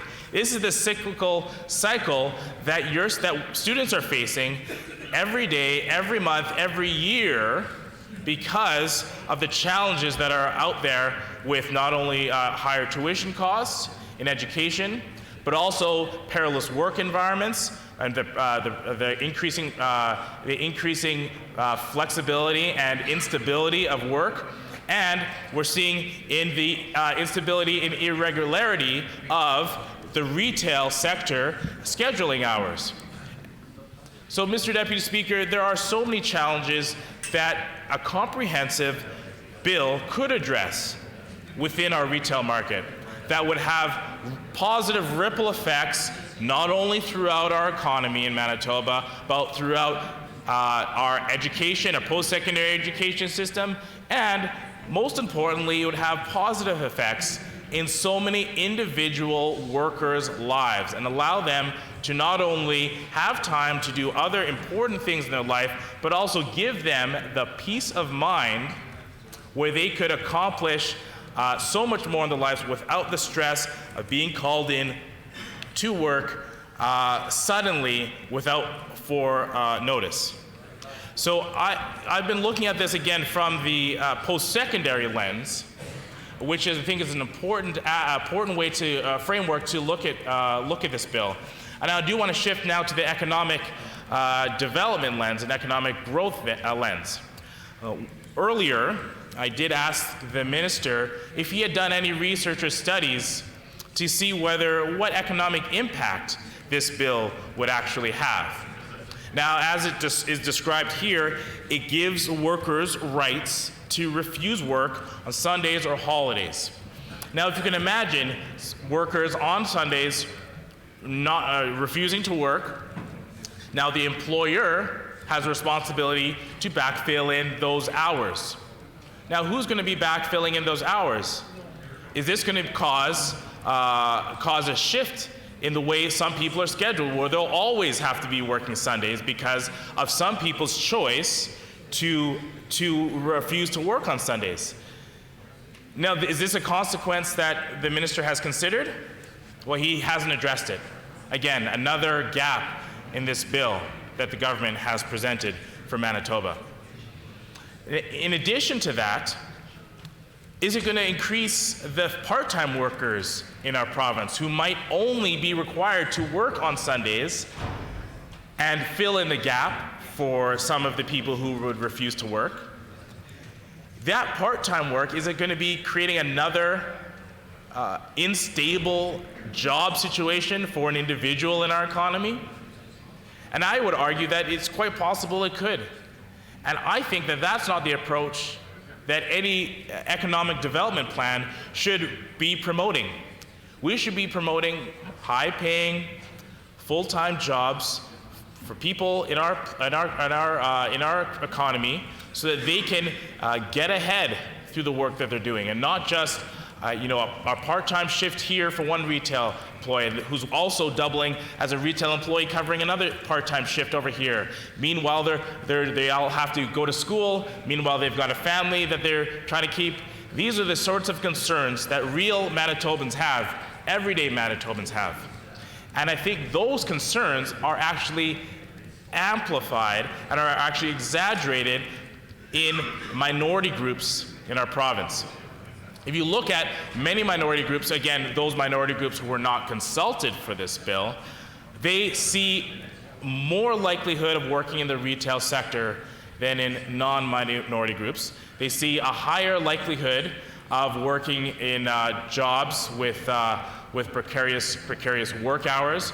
Perhaps they might even see themselves working as private contractors instead of actual employees, and therefore they wouldn't even qualify for this bill, which, as I'm describing and many of my colleagues are describing, needs to be improved. But those workers are often at the bottom rung of the totem pole when it comes to work and will be the most negatively affected by a bill that doesn't even address them from the start and will have at the end, on the backside of it, the most negative repercussions on those workers. And so there's so many times, so many aspects of this, quite frankly, that I would want to see it be improved. The other side of it that I do want to acknowledge is that, many of us speak from our lens of people who are living here in Winnipeg or southern Manitoba. I do want to shout out the people who live in some of the northern communities who might have different perspectives on retail work, where there might only be one retail store in a flying community that has a large control over the workforce in that community and the food supply or the clothing supply in that company. In that community. That company in that situation might have so much control over their workers that the workers may not have the may be afraid to actually say, I want to have that Sunday off because of so much control over only one or two employers in their community, whether it be a flying community or a northern community or a community that is isolated or has a limited number of places to get jobs.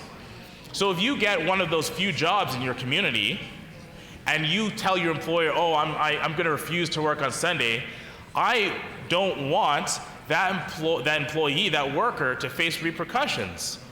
And the minister, again, hasn't addressed that aspect of it, but I do want to put out that there may be many workers who are afraid to take advantage of even the limitedness of what is being put forward in Bill number 2.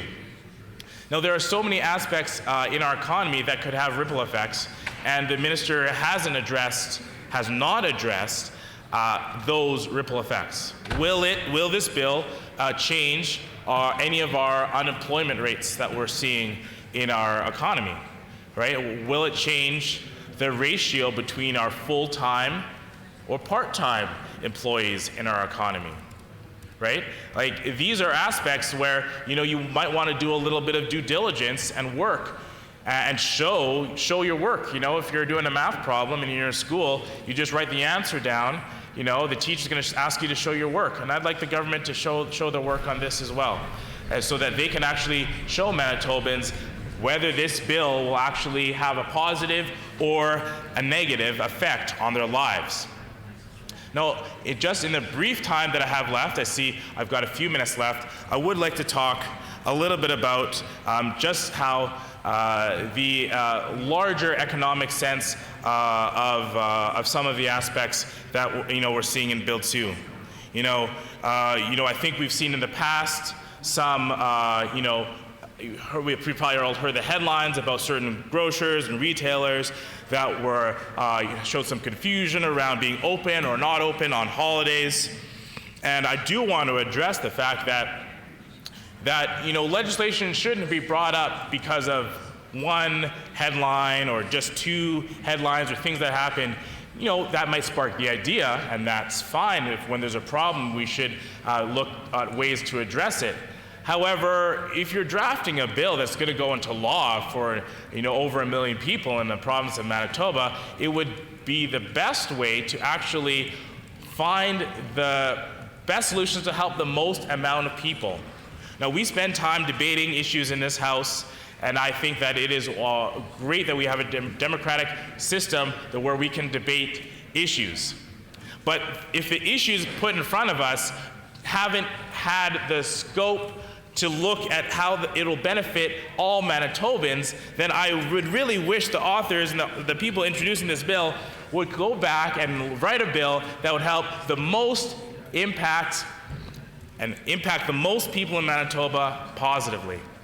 I do want to just close by saying that the principles of this bill are, I can see that they're in good spirit. They want to help workers in our province, but there's just simply so much left out there to be done that this bill could have addressed, but it simply doesn't.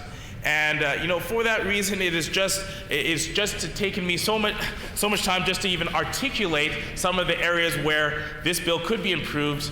And I hope that the minister hears these words and looks at ways to amend and improve this bill. Thank you very much, Mr. Deputy Speaker. Any further speakers? The honourable member for Burroughs.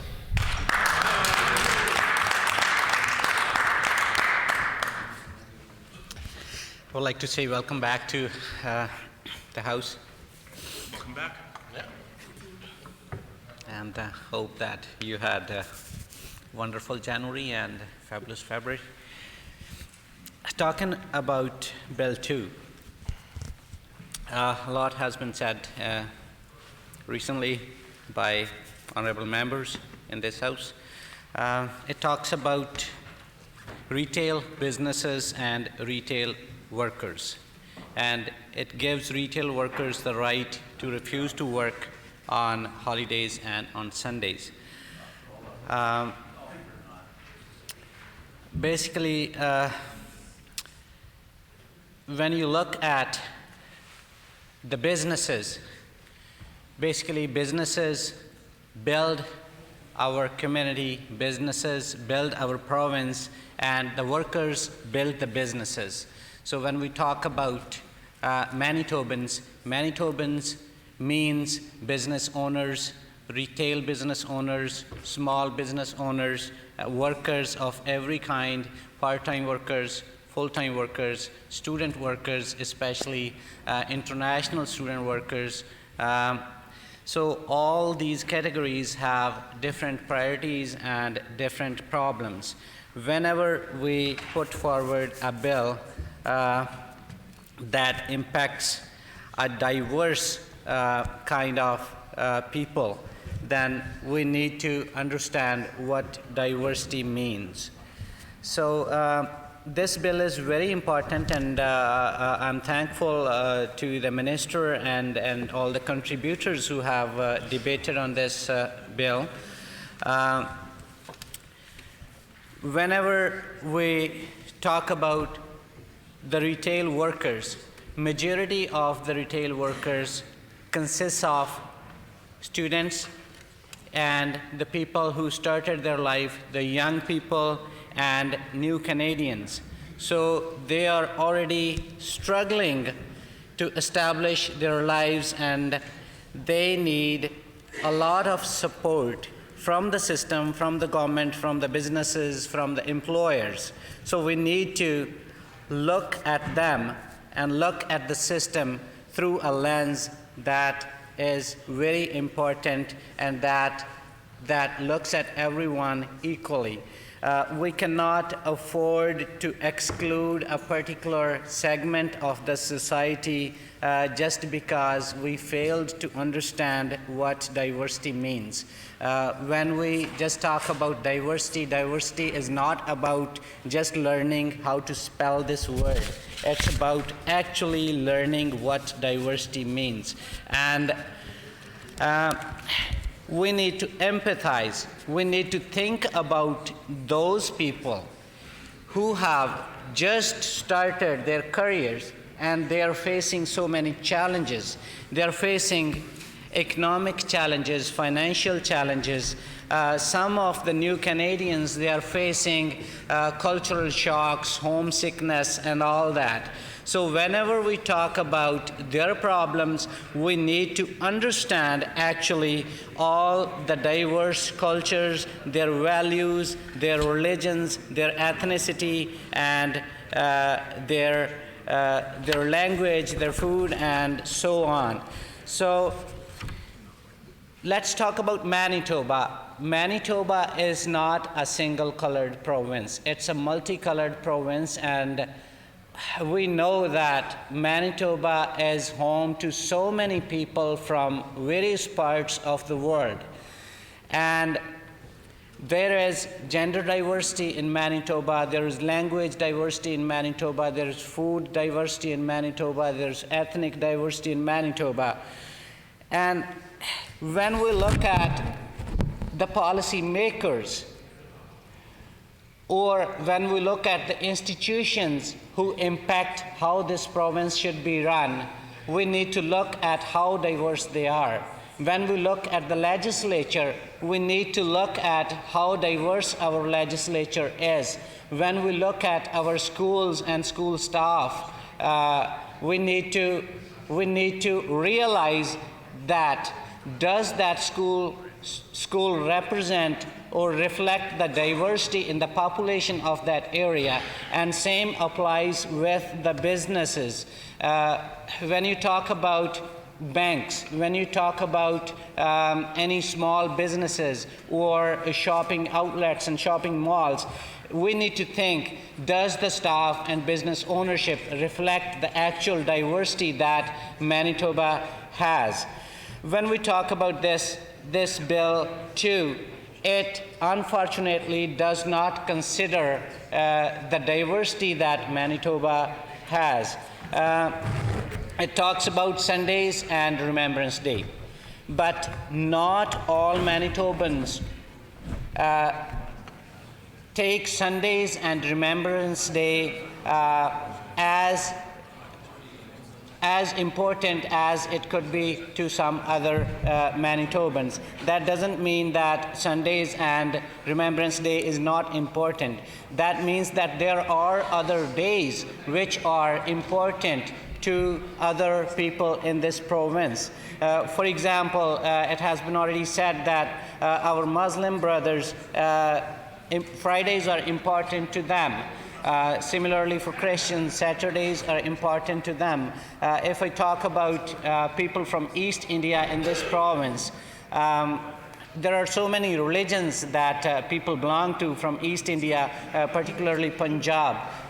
They could be Sikhs, they could be Hindus, they could be even Christians. And there are some important occasions in different cultures that are celebrated across the religions. For example, Diwali is a festival that is celebrated by more than one religion. Similarly, there are some other festivals. For example, Vaisakhi, April 13, is very important. That is known for its cultural and religious importance. In the Sikh community, it's known as Birth of Khalsa. And that day, people go to the religious places and they worship. So there could be some retail employees who could prefer to take that day off instead of a Sunday or Remembrance Day. But Bill 2 does not talk about Baisakhi or Diwali or Fridays or other ethnically important days. So what I want to say here is that when you plan something, when you work on the policies, you need to understand the diversity with a deeper sense. But I don't know what the reason is. Everything has root causes. If you are a diverse caucus, you would be able to think differently about diversity. If you're not, you will not be able to empathize. So what I need to say is we need to bridge the gap between different communities. We need to work in ways that we understand the priorities and values of different cultures so that we can include the important points and important aspects that those communities and those retail workers or retail businesses wanted us to include. I got a chance to speak to so many international students, and sometimes when you look at them, sometimes you get so emotional about them because they're away from their parents. They are under debt. They're paying their fee. They're working hours and hours and hours to earn and pay their fee. But their problems are totally different. We need to understand that whether these international students, young students, are being respected and accommodated the way they should be. Sometimes they fear to ask for a particular holiday, or sometimes they even fear to ask for a day off, even if they're not feeling good. Their health is not good. What to talk about their preferences and their celebrations and their important days. So we as a government, we as elected representatives need to go to these students and new Canadians to understand actually what their problems are. It has been discussed recently that while preparing this bill, we're working on... Order. When the member before the House, the honourable member has from Burroughs has 20 minutes remaining. The hour being 5 p.m., the House is now adjourned and stands adjourned until 10 a.m. tomorrow.